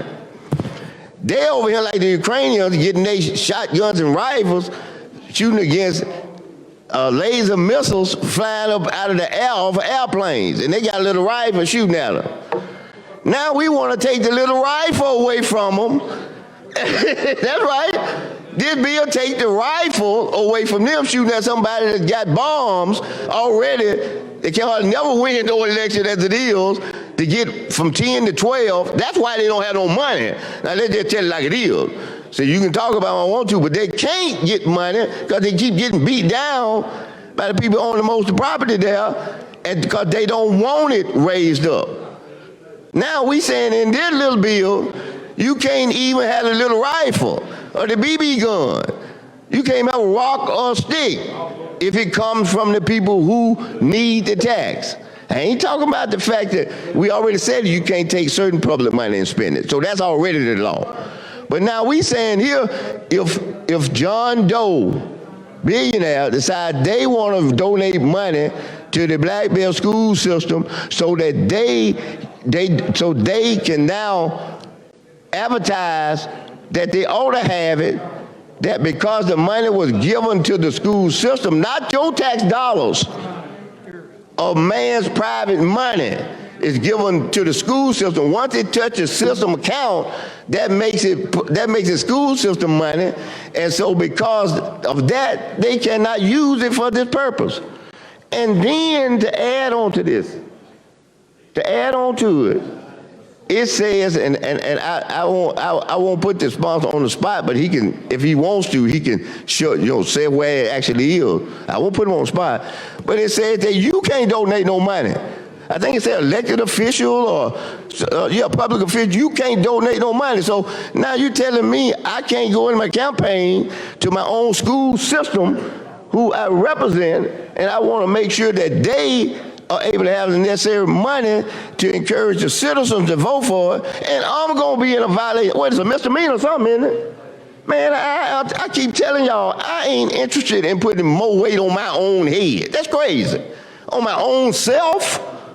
Ain't nobody else out there in the world asking me to do this but my own self. I'm going to put another restriction on me that if I happen to do that, then it's a misdemeanor. And all I'm trying to do is help my system, get some money so these kids can have a better school. No, and that's what this bill does. It may not have been his intention, and I respect that, but I, as a lawyer, can tell you that's what this bill does. And that ain't good. That is not good. And that's why I'm here. I want everybody to know that's the only reason I'm here. Is that's David and go live. And we telling David, we're going to take the little slingshot, what that thing, the slingshot, the rock, we're going to take that from you. Now go there and fight, go live. That's what this is. I can't make it no simpler. That's what this does. All right. Let me kind of give you background of this. So there's the original bill, then there's the substitute, and the substitute is a little skinny down from the original bill, but the premise is this: that we shouldn't use public funds for being for or against a referendum.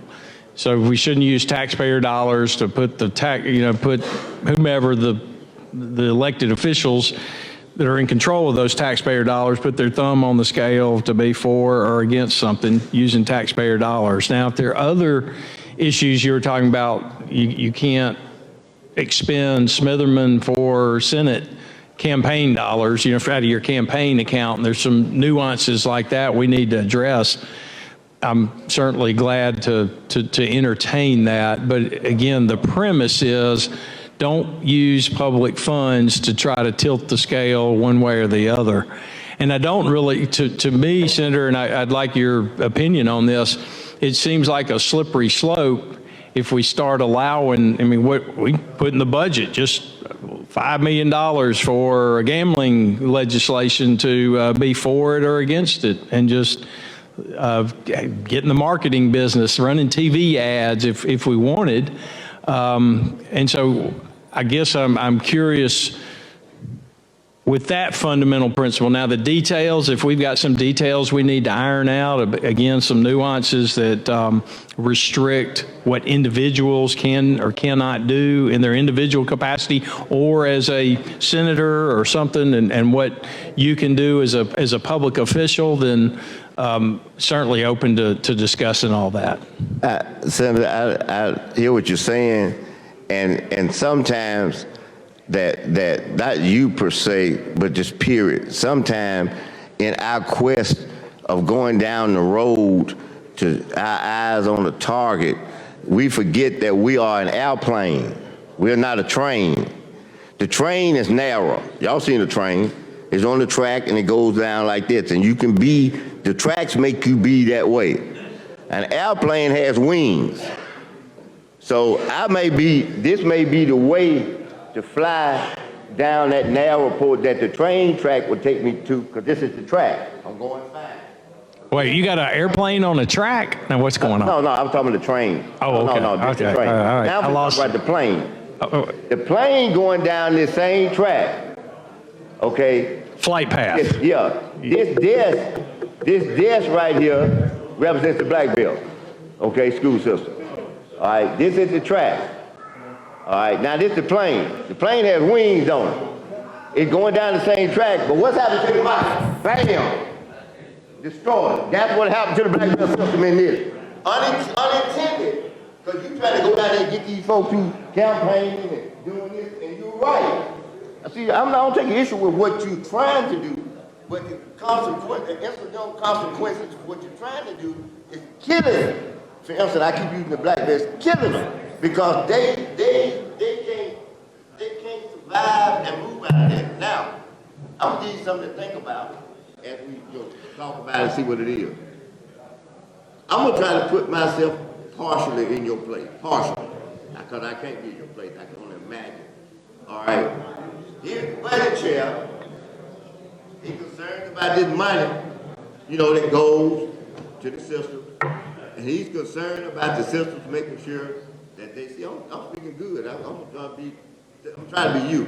He's concerned about the system having this money to deal with the mad thing that we're talking about, dealing with, all those things.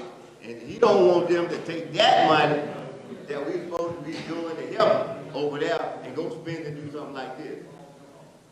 My recommendation is that if we're talking about money, instead of saying the big broad word, then that's the airplane.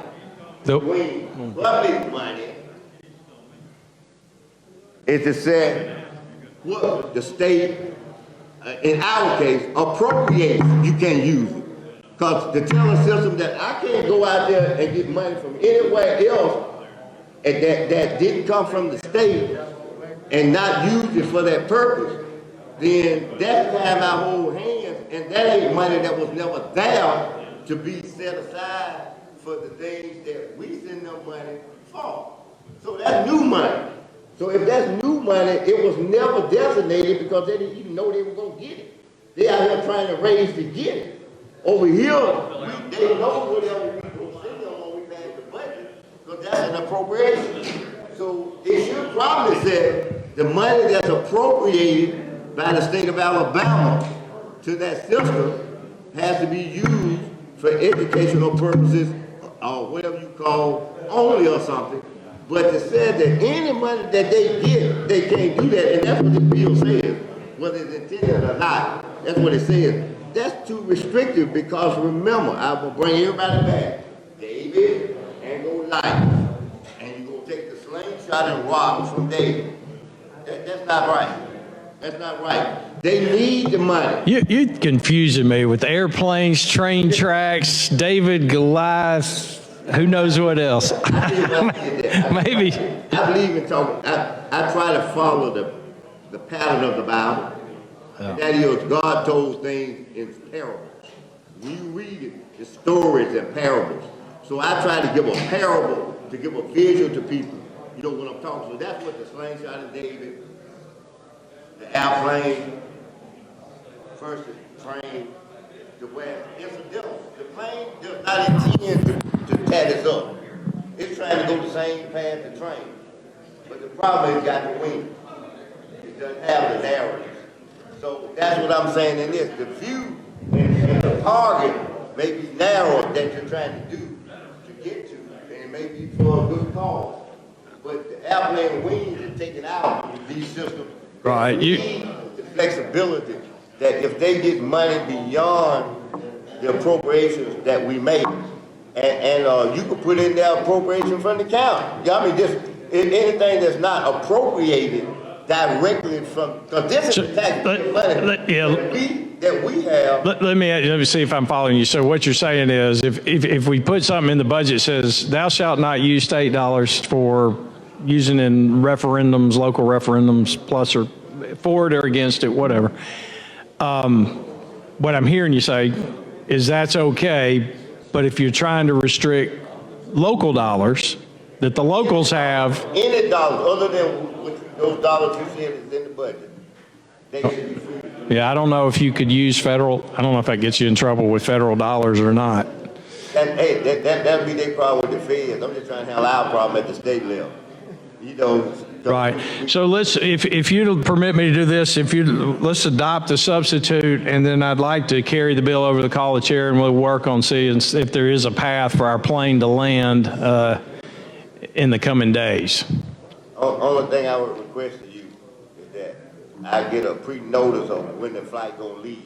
Well, we got to get you on board the plane to even take off again. So we're just circling right now. I didn't want to be in the restaurant eating and then you come out and say the plane for to take off. No, I'm not going to do that. No, you got to be in the plane. We don't want you to crash either, hitting microphones. But I'll get the proponents of this legislation to try to see if there's a narrow something we can start with. And just because you're at your busiest part of the year, because I know we got to deal with the education budget. I'm gonna make it easy on you. Just send me a SOS and I'll come to you. Okay. Okay. All right. Mr. President, I'd like to move to adopt the committee substitute using the previous roll. All right. Any objection? Hearing none, so ordered. Straw Britton. Mr. Williams. 33 ayes. 33 ayes, 0 nays. The senator or substitutes adopted. At this time, I'd like to move to carry over SB 313 to the call of the chair. Any objection? Hearing none, so ordered. Senate Bill 313 is carried over. Call of the chair. Thank you, Senator. Call the next bill.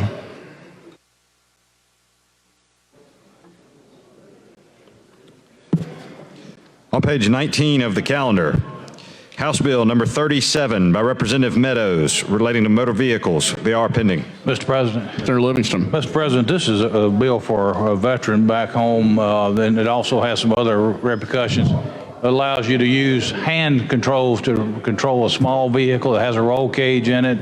Doesn't have to, we're not requiring to wear a helmet in that. So I think my colleagues have some comments he wants to speak on. Mr. President, if I may be recognized, sir. You're recognized. Thank you. Once again, we're faced with a House bill. One of my colleagues and favorite people is coming forward with a bill that originated in the House of Representatives. I would imagine, I suspect this is a good bill, although I have no clue what autocycles are. At the moment, I'm really not interested in what they are. What I am interested in is carrying this bill over, and with that, I'd make a motion to carry the bill over, not at the call of the chair. Not at the call of the chair? Or? Correct. All right, all those in favor say aye. Any opposed? All right, HB 37 is carried over. Thank you, Mr. President, and thank you, Senator Livingston. All right, Secretary, call the next bill.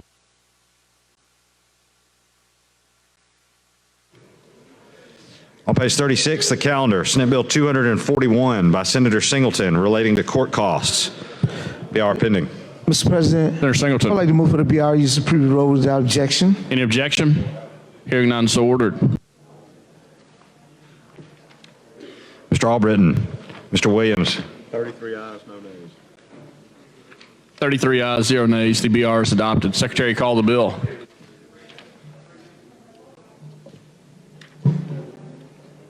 On page 36 of the calendar, Senate Bill 241 by Senator Singleton relating to court costs.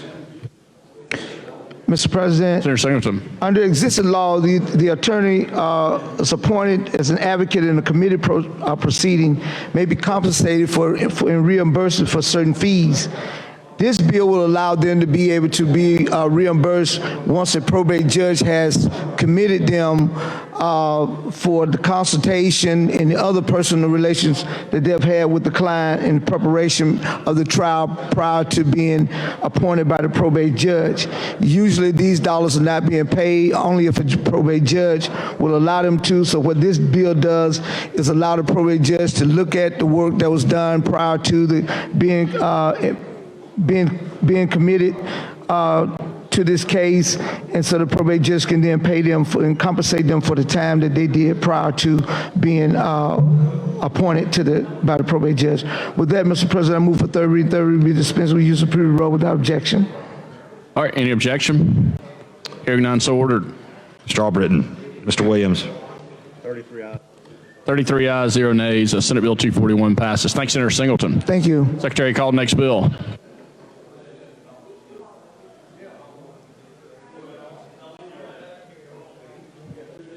On page 59 of the calendar, Senate Bill 311 by Senator Williams relating to deer hunting. BR pending. Move for BR use previous rule without objection. Any objection? Hearing none, so ordered. Mr. Albritton. Mr. Williams. 33 ayes, 0 nays. The BR is adopted. Secretary, call the bill.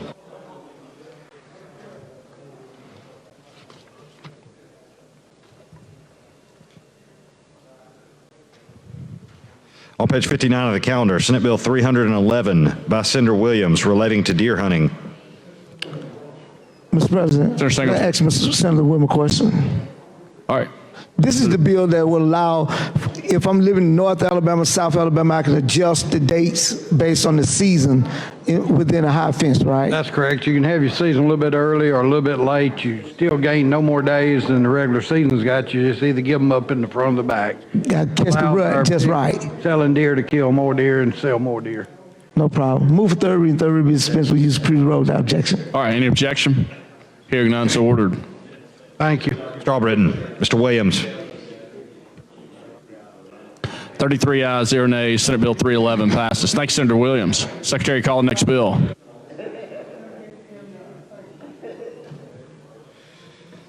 On page 52 of the calendar, Senate Bill 282 by Senator Gudger relating to municipalities. BR pending. Mr. President, move for the BR use of previous rule without objection. All right, any objection? Hearing none, so ordered. Mr. Albritton. Mr. Williams. 33 ayes, no nays. 33 ayes, 0 nays. The BR is adopted. Secretary, call the bill.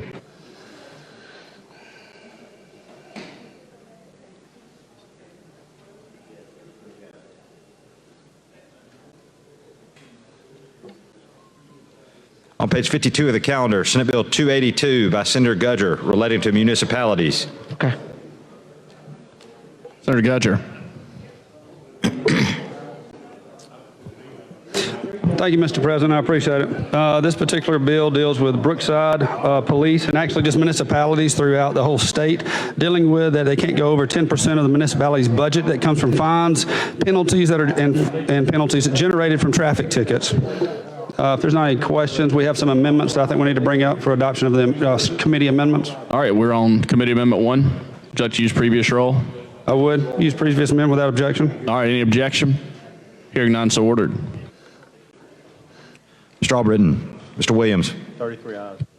33 ayes, 0 nays. The Committee Amendment number 1 is adopted. We have a second amendment I would like to for adoption. Using previous rule without objection. All right, any objection? Hearing none, so ordered. Mr. Albritton. Mr. Williams. Not yet. 33 ayes, 0 nays. Committee amendment number 2 is adopted. Senator Gudger. Thank you. There's a third committee amendment that I would like to make a motion to table that. All right, all those in favor say aye. Aye. Any opposed? All right, committee amendment number 3 is tabled. All right. Now, at Let this me mo- lift them. Hold on one second. Let me lift them. Senator Gudger. Thank you, sir. And then now I would like for a final adoption with using previous roll without objection on the amended bill. All right, Senator Singleton. We have a couple of questions on this side. All right. On the amendments that you did, 1, 2, and you laid down 3, 1 was exempting what municipalities? That was the first one. Class 1 municipalities? You're correct. What did the second one do? It was an LSA information to make sure that we weren't mandating extra fines and regulations to be spent somewhere else, because if you go over the 10%, you actually have to put that money somewhere else. So we wanted to make sure that it wasn't a unfunded mandate, and that the way that our language read, it has to go anything over 10% to the Crime Victims Compensation Fund or to the Fair Trial Tax Fund. That's where that goes. The 10%, did we agree was going to be net or gross? Yes, we did the 10%, and it was going to be the total 10% goes to the municipality's budget. So the city gets as much, the maximum amount of money first, and then the rest of it goes over. But they asked for 15%, and I don't want to do that one. So we're saying it's going to the general fund first? Anything over their 10% stays at the city, and they can put it to their general fund. You're correct. Okay. The gross, not the net. So they got more money. The gross. But they asked for 15, and that was something that we did not agree with. Okay. All right. Senator Melson. I just had a couple of questions. I know this bill was coming, but did you look at like a minimum yardage between signs or a minimum droppage between rates? Like can you go from, is there like, could you not put like, if you want this problem to go away, like minimum 200 yards between signs, or a speed limit can't drop more than 20 miles per hour within so many range? And I'm just curious, did anybody look at that to see, I mean, if a place is actually a speed trap, is there a way to decrease that? Maybe dropping the speed limit should have minimum of 150, 200 yard visibility before it jumps out in front of you? No, I did not personally, but at the same time, ALDOT has regulations on this footage of signage, I would imagine, and so obviously they're on the state highways where this was being happening on most of the stuff, and then county commissions. But from that, I did not look at that. But you're talking about municipalities' budget being over 10%. Of all the surveys that we've done, there's only one that was even close, which was a little over 8.5%. And so I don't think that it would affect whether it signs or not. I think they're pulling people over for a different reason. Maybe it needs a local bill. But no, I agree with you. It's a good thing not to do that. But I'm just saying, if you're going to have an attempt to decrease speeding tickets from, if you're trying to get people more compliant, maybe it'd make it a better bill if you could just look at it before you go to the house, or add it in the house at so many yardage between signs for the drop. And I don't even know, maybe you can know because you worked on this bill, but does the speed limit drop when you see the sign or you come to the sign? Or, I just always wondered, when you come to a 30-mile-an-hour sign coming from a 50, is it once you see that sign, does the speed limit come in effect, or when you pass that sign? I don't have a clue, but... I'm not sure, but when people get pulled over and they're getting bullied and they're preying on the weak that are there, that might be it. I'm not too worried about that anyway. No, I know, but maybe it's something that we ought to look at, because I don't know. I mean, if we're... Personally, I don't think the sign matters when it comes to that. I know there's you go through a particular speed limit sign, say it's 50 and you're going down to a 35 or somewhere like that. There's got to be deceleration before you get there, then afterwards. I don't know the regulations that ALDOT has, but I'd imagine that they do. And so I'll be more than happy to get those and bring that to you, sir. Well, I know that you're a detail man, so I would like to just know out of curiosity if I would be more than happy to get that for you. Okay. Mr. President, move for final passage using the previous roll without objection. All right. Any objection? Hearing none, so ordered. Mr. Albritton. Mr. Williams. 33 ayes.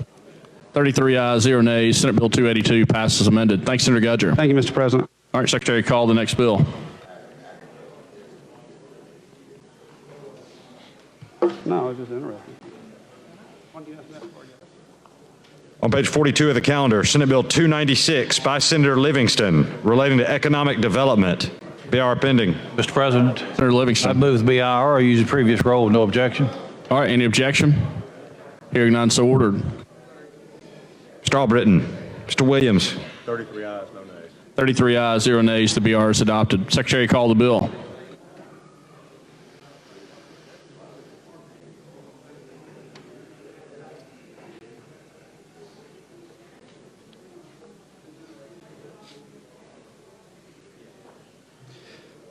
On page 42 of the calendar, Senate Bill 296 by Senator Livingston relating to economic development. Mr. President. Senator Livingston. Mr. 47 counties currently have local constitutional amendments that allow them to help with economic development. This would simply clarify that 772 would be able to be used in conjunction with local constitutional amendments for economic development. So, and the senator doesn't have a question. I do have one amendment here I'd like to offer if I could. All right, Secretary Reed, receive the amendment.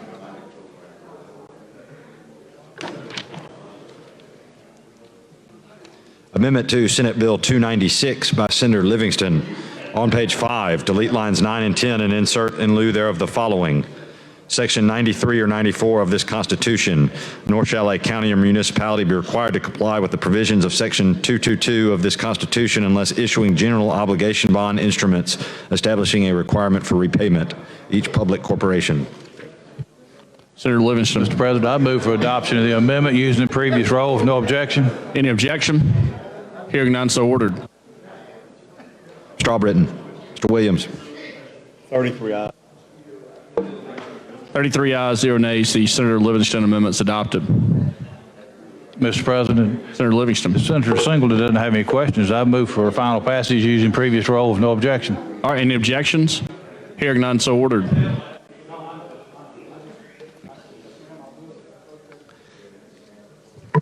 Mr. Albritton. Mr. Williams. 33 ayes, no nays. 33 ayes, 0 nays. Senate Bill 296 passed amended. Thanks, Senator Livingston. Thank you, Mr. President. Secretary, call the next bill.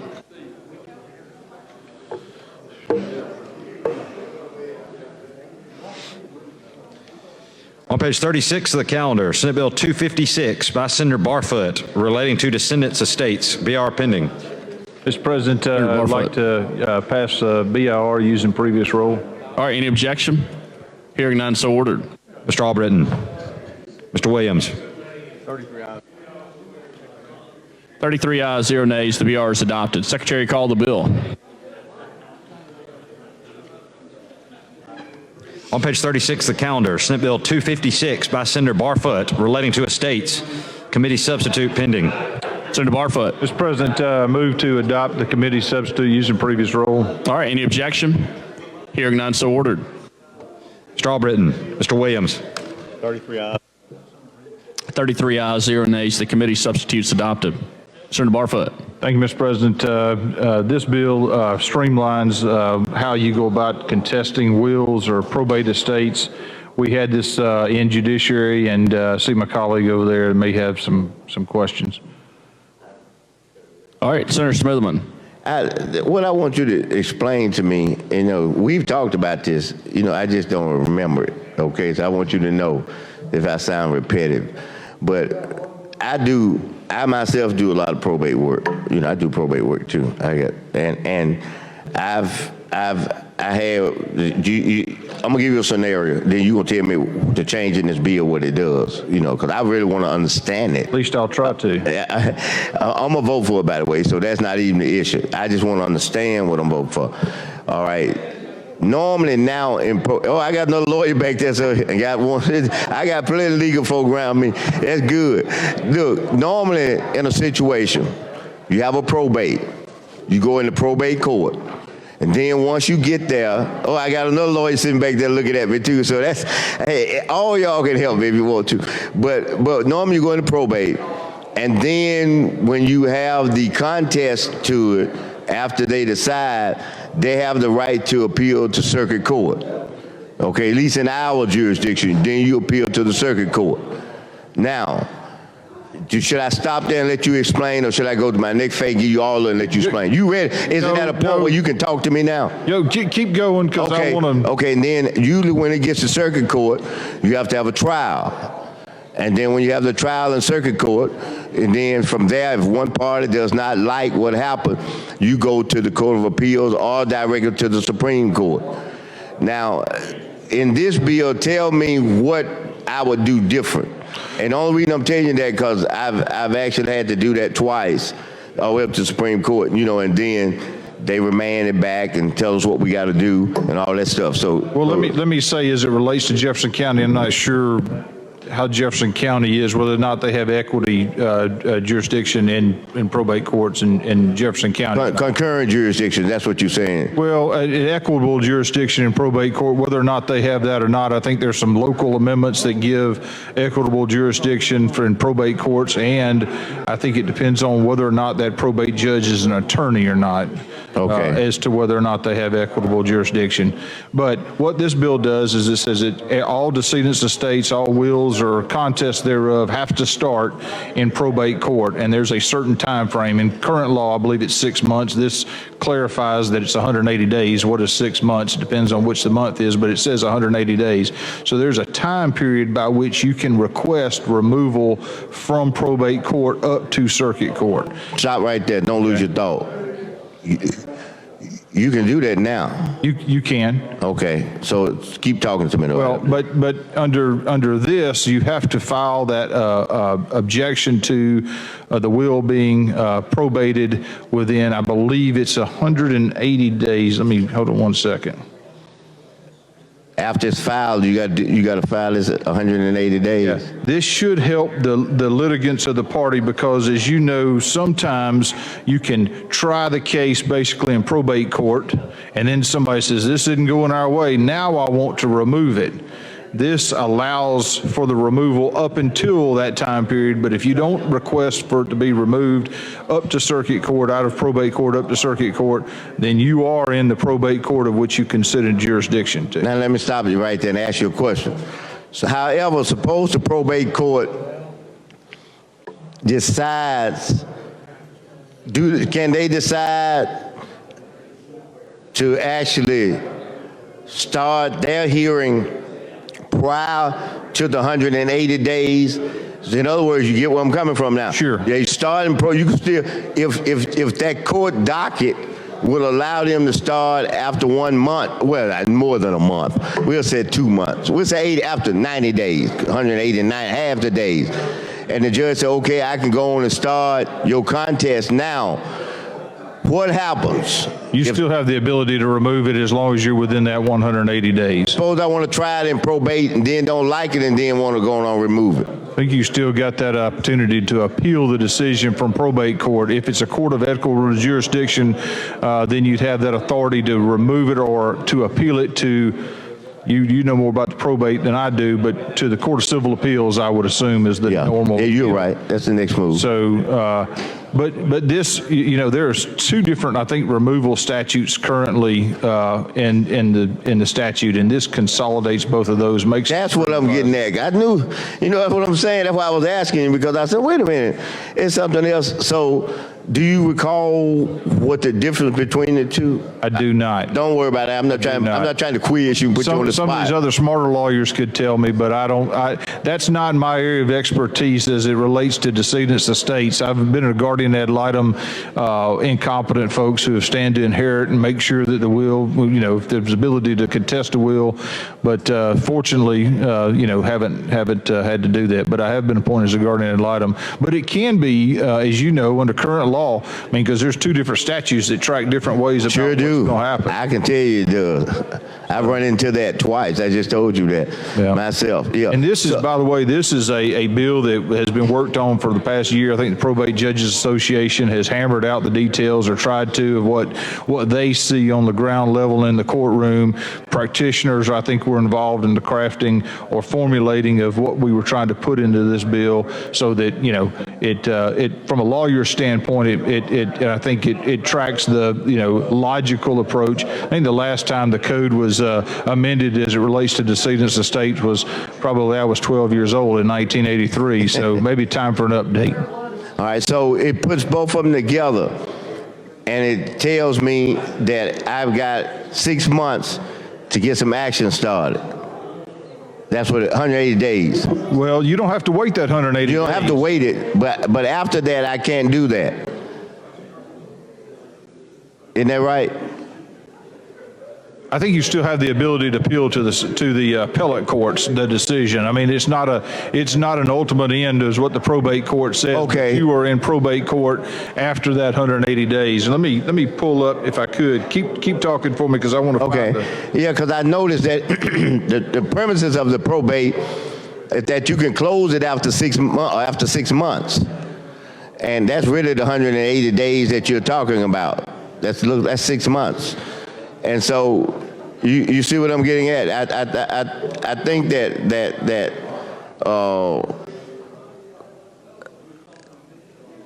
as you said, if the action is going to take place, it needs to take place within those 180 days.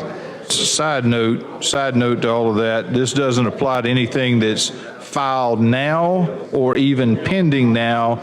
It only applies to those matters that petition for probate, opening of an estate, January 1 of 2023. So, he's got some grace period there. So we're not, if we passed it and the governor signed it into law, next week, then we're not ambushing folks. There's kind of some time to get ready.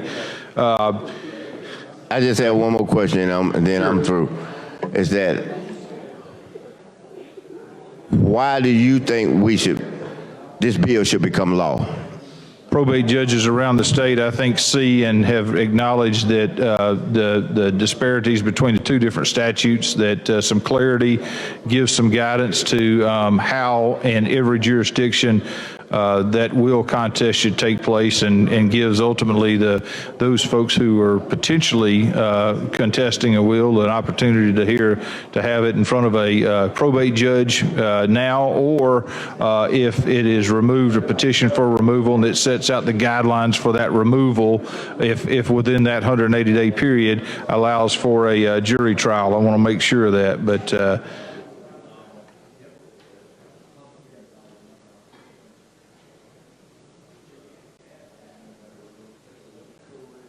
You can still demand a jury trial on that after you've contested and removed it to circuit court within a 180-day period. Okay. All right. Thank you, Senator. Thank you. All right, Senator Barfoot. All right. If no more questions, I'd move for final passage using previous rule. All right. Any objection? Hearing none, so ordered. Mr. Albritton. Mr. Williams. 33 ayes, 0 nays. Senate Bill 256 passes amended. Thanks, Senator Barfoot. Secretary, call the next bill.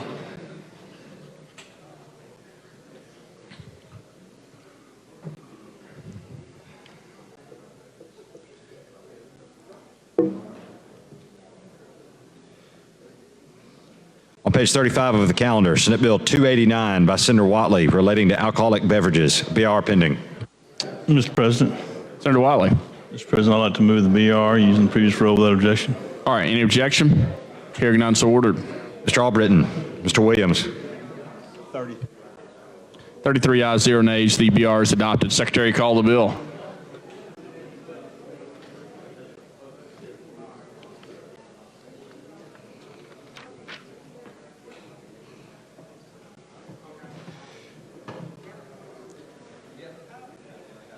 On page 35 of the calendar, Senate Bill 289 by Senator Whatley relating to alcoholic beverages. Mr. President. Senator Wiley. Mr. President, first of all, I'd like to explain this bill a little bit and talk about what it's trying to do. There was some, I'm going to call it very misleading information sent out by the department that oversees alcoholic beverages. They have since met with me today for the first time this session and made that, acknowledged that that was the case. The email that went out to everyone in the Senate except for me, the sponsor of the bill, of whom the department and this individual that wrote the email never talked to, said, After we were assured that it would not be pushed on the Senate floor, it is our understanding that Senate Bill 289 could possibly be placed on the special order calendar. Please know that this bill will cause chaos. It requires requirements are not used anywhere in the world and will cost the state millions and millions of dollars, but does not go on to tell you how any of that will happen. It's just what they say. I'm the bill sponsor. This is the first time that I've heard from the department about this bill, and I didn't hear from them. This was an email that went out to every member of the Senate except for me, that sponsored the bill. Bills are put in, and you know that sometimes there's going to be some opposition to them. There's going to be some issues, and that's why we work these out. But the only way we can work something out is when people come to us and tell us they have an issue. And when a department comes to you and has an issue with a bill but does not want to discuss it with you because they have the arrogance that they think they can just kill it and do what they want to, that's wrong. It's a defeat of the process. I know the bill has some issues and we have some things that need to be cleared up, and that's not wrong. That is what the process is about. And sometimes the process takes more than 1 year. Sometimes the process takes a collaborative effort of 1, 2, 3 years to come up with a good product to help the people of the state of Alabama, and that's what the legislative process is about. Coordinating outside of that is contrary to what we want to do and contrary to how we want to operate as a body, as a people. What this bill does, and I'll tell you, and I will tell you as I know it to be true, this bill helps private citizens who are in basically the package store, independent sales of alcohol business. Right now, all the alcohol in the state flows through the ABC, and that's fine. The three-tier system is how we operate. However, this would allow for when alcoholic beverages come in that the private sellers have first dibs on them, and they get to get them first and put them in their stores first. And then after they have a 30-day period of time, it would go to the state stores and you can buy them there. This gives the private entrepreneur, the person who pays the salary for all the people at the ABC, an opportunity to make the money first and to pay taxes on the money. Because remember, guys, when we're in, and ladies, when we are in the state store, you go in and you buy your alcoholic beverage. I don't do that. I don't drink, so I can't profess to that. But you pay a 6%, I think, tax. But in other cities and counties, you don't pay. There's no city and county tax. This bill would actually help cities and counties in the tax revenue, and it would help the entrepreneur. That's what this bill does. That's the intention of this bill. And if the Bureau had come to me and talked to me about it, I think we could have found some way to do something to make this thing work for everybody. We have to have communication. Communication outside those lines, which was used the other day, is the wrong way to handle this bill in any bill in the way I look at things. I understand we've got questions. I'd be happy to answer those. And I also understand that we need to keep working on this. But this was the first time today that the board met with me after they sent this email out. This bill was filed several weeks ago, maybe a month ago. We've been working on it all session, and never once did the Alcoholic Beverage Control Board or Bureau come and visit with me about this bill one single time, and that's arrogance that they think that they can kill it. I see my leader on the other side, and I'd be happy to answer any questions. Senator Schofield. Senator, I appreciate you very much. You've been a good friend for a long time, and I hate to be on the other mic asking you to do this, but, seeing that a lot of our members do have a lot of issues with the bill and a lot of questions, it does a lot with the three-tier system and our current structure dealing with a controlled substance. So I would just appreciate it in light of that we carry the bill over. Mr. Leader, I appreciate you asking me that. And that is exactly what happened when the Bureau finally came and met with me today. I said, I see some of your points. I wish we'd have brought these up several weeks ago. communication is the only way to do that. They chose not to have communication until they were forced to today. And I don't want to put words in your mouth. I think you would agree that's the wrong way to approach something. And with members here who have questions, the only way we're going to get those questions answered is by talking about it, debating it, and by the Bureau and the bodies, the people that are affected, the private sellers and the state stores coming together and visiting. But when they won't do that, you can't do anything but push something like this to the front to force that. I think your comments today will force this issue over time to come up and be addressed, and I do appreciate that. I think you would ask me to carry this over. If we could carry it over. I would like to carry it over the call of the chair. Sir, I think it would be better to just carry the bill over. Mr. Leader is a... All right, so you made a motion to carry over call of the chair. We had an objection in the back, so... We can't do that. Okay. All right. Mr. Leader, I appreciate your, as a, courtesy to you, or we have objection now, but since you have asked me to do that, I'm not positive about the objection behind me, but since you have asked me to do that, I would absolutely move to carry it over. Thank you. All right, all those in favor say aye. Aye. Any opposed? All right, Senate Bill 289 is carried over. Thank you, Senator. Mr. Chair. All right, Senator Reed. Thank you, Mr. President. Ladies and gentlemen of the body, we've got several things in the basket that we need to work on. So I'm going to ask that House messages, we need to take those now. All right, Secretary, and call the first House Senator message. Albritton, if he will come and talk to us about the general fund bills. All right, Secretary, call Senate Bill, I think 191, first House message. House messages, right? Yeah. Conference committee, yeah. Report from the Committee on Conference on Senate Bill 191. We, the Committee on Conferees, appointed to reconcile the difference between the two houses concerning Senate Bill 191, have met, considered the matter, and agreed to the following substitute for Senate Bill 191. Respectfully submitted, Senators Albritton, Smitherman, and Weaver, conferees on part of the Senate. Representative Klaus, Hall, and South, conferees on the part of the House. Mr. President. Senator Albritton. This is a conference report, and this deals with the employee bonus payment that's been negotiated out. There was an error or a conflict between the two, dealt with a technical matter that we remedied. I'd move to concur using previous role without objection. All right, any objection? Hearing none, so ordered. Mr. Albritton. Mr. Williams. 33 ayes, 0 nays. The Senate concurs on Senate Bill 191. Secretary, call the next House message.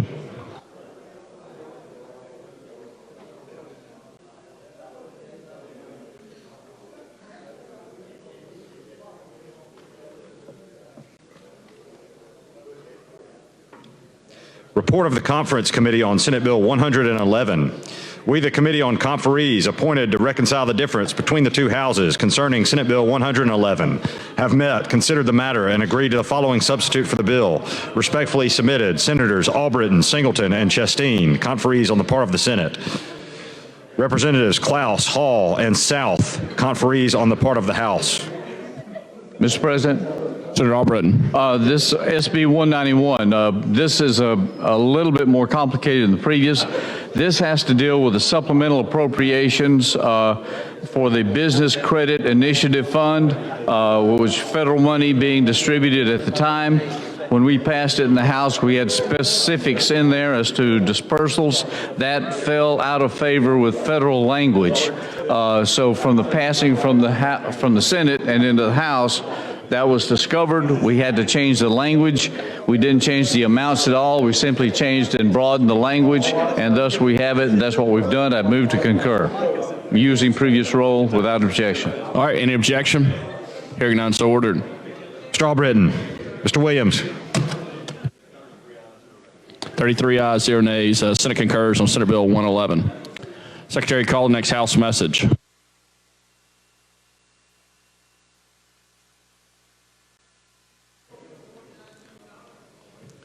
Report of Conference Committee on Senate Bill 108.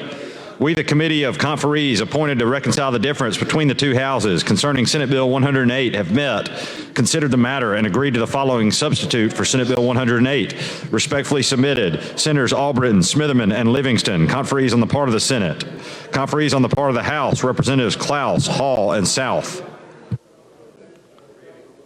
Senator Albritton. Mr. President, thank you. Senate Bill 108, this is the supplemental appropriation. There's been 2 or 3 changes that have been made on that. Most all of those were done in the House. Though the House made no adjustments or reductions in the amounts that we sent down, there were some adjustments made as far as the payments of the ATF, still making sure that was done, and they plussed up in several other issues. If you'd like to have a spreadsheet, I have them here on the front if you'd like to pick up a copy. Other than that, I'd move to concur using previous rule without objection. All right, any objection? Hearing none, so ordered. Mr. Albritton. Mr. Williams. 33 ayes. 33 ayes, 0 nays. The Senate concurs on Senate Bill 108. Secretary, call next House message.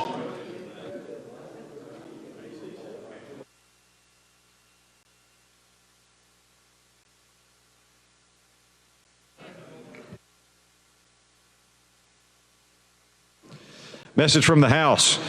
Mr. President, the House of Representatives has non-concurred in the Senate amendment to the following House bill.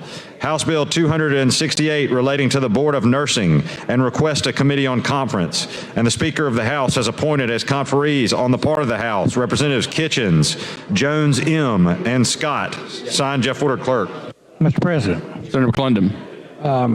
I would like to accede to the wishes of the House and send this to conference committee using the previous rule. All right, any objection? Hearing none, so ordered. Mr. Albritton. Mr. Williams. 33 ayes. 33 ayes, 0 nays, and the conference committee is Senator McClendon, Senator Schofield, Senator Hatcher. Secretary, call the next House message.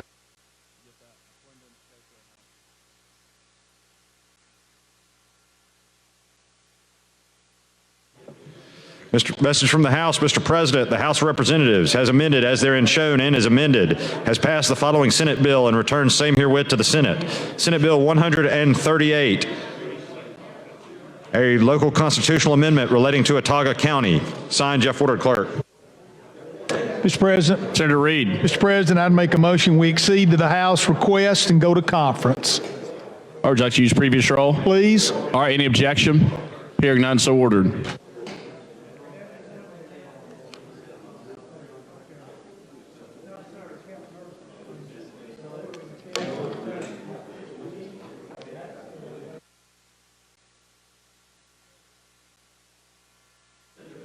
So call it.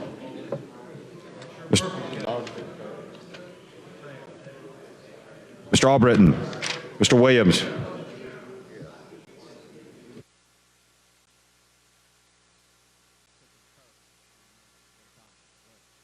Yeah, 33 ayes, 0 nays. The conference committee is Senator Chambliss, Senator Reed, Senator Singleton.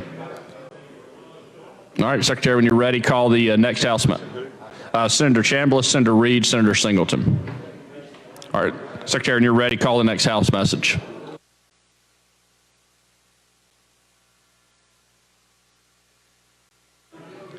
Message from the House. Mr. President, the House of Representatives has amended as therein shown and is amended, has passed the following Senate bill and returns same herewith to the Senate. Senate Bill number 42 relating to property. Signed, Jeff Woodard, Clerk. Senator Elliott. Thank you, Mr. President. I move we concur using previous rule without objection. All right, any objection? Hearing none, so ordered. Mr. Albritton. Mr. Williams. 33 ayes. 33 ayes, 0 nays. The Senate concurs on Senate Bill 42. Thanks, Senator Elliott. Secretary, call the next House message.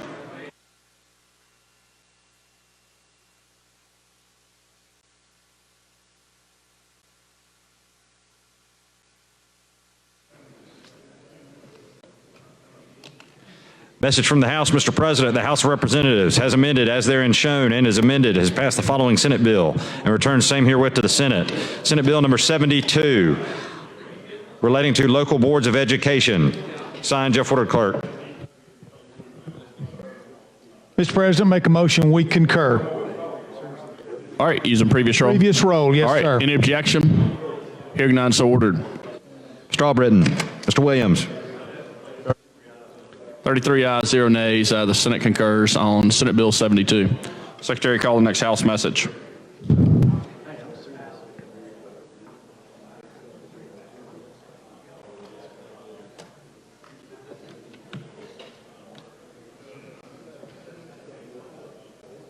Message from the House, Mr. President. The House of Representatives has amended as therein shown and is amended as passed the following Senate bill and returned same herewith to the Senate. Senate Bill number 171 relating to public education. Signed, Jeff Woodard Clerk. Mr. President. Senator Orr. Move that we concur with the House amendment and using the previous roll. All right, any objection? Hearing none, so ordered. Mr. Albritton. Mr. Williams. 33 ayes, 0 nays. The Senate concurs on Senate Bill 171. Thank you, Senator Orr. All right, this concludes House messages. Thank you, Mr. President. Mr. President, at this point, we've had a good day, accomplished a lot. So I want to thank the body for their hard work, first day back from a break. So I appreciate each and every one of them. With that, I'm going to make a motion. We stand adjourned until 3 p.m. tomorrow. All right, you heard the motion. All those in favor say aye. Aye. Any opposed? We stand adjourned. Thank you, Mr. President.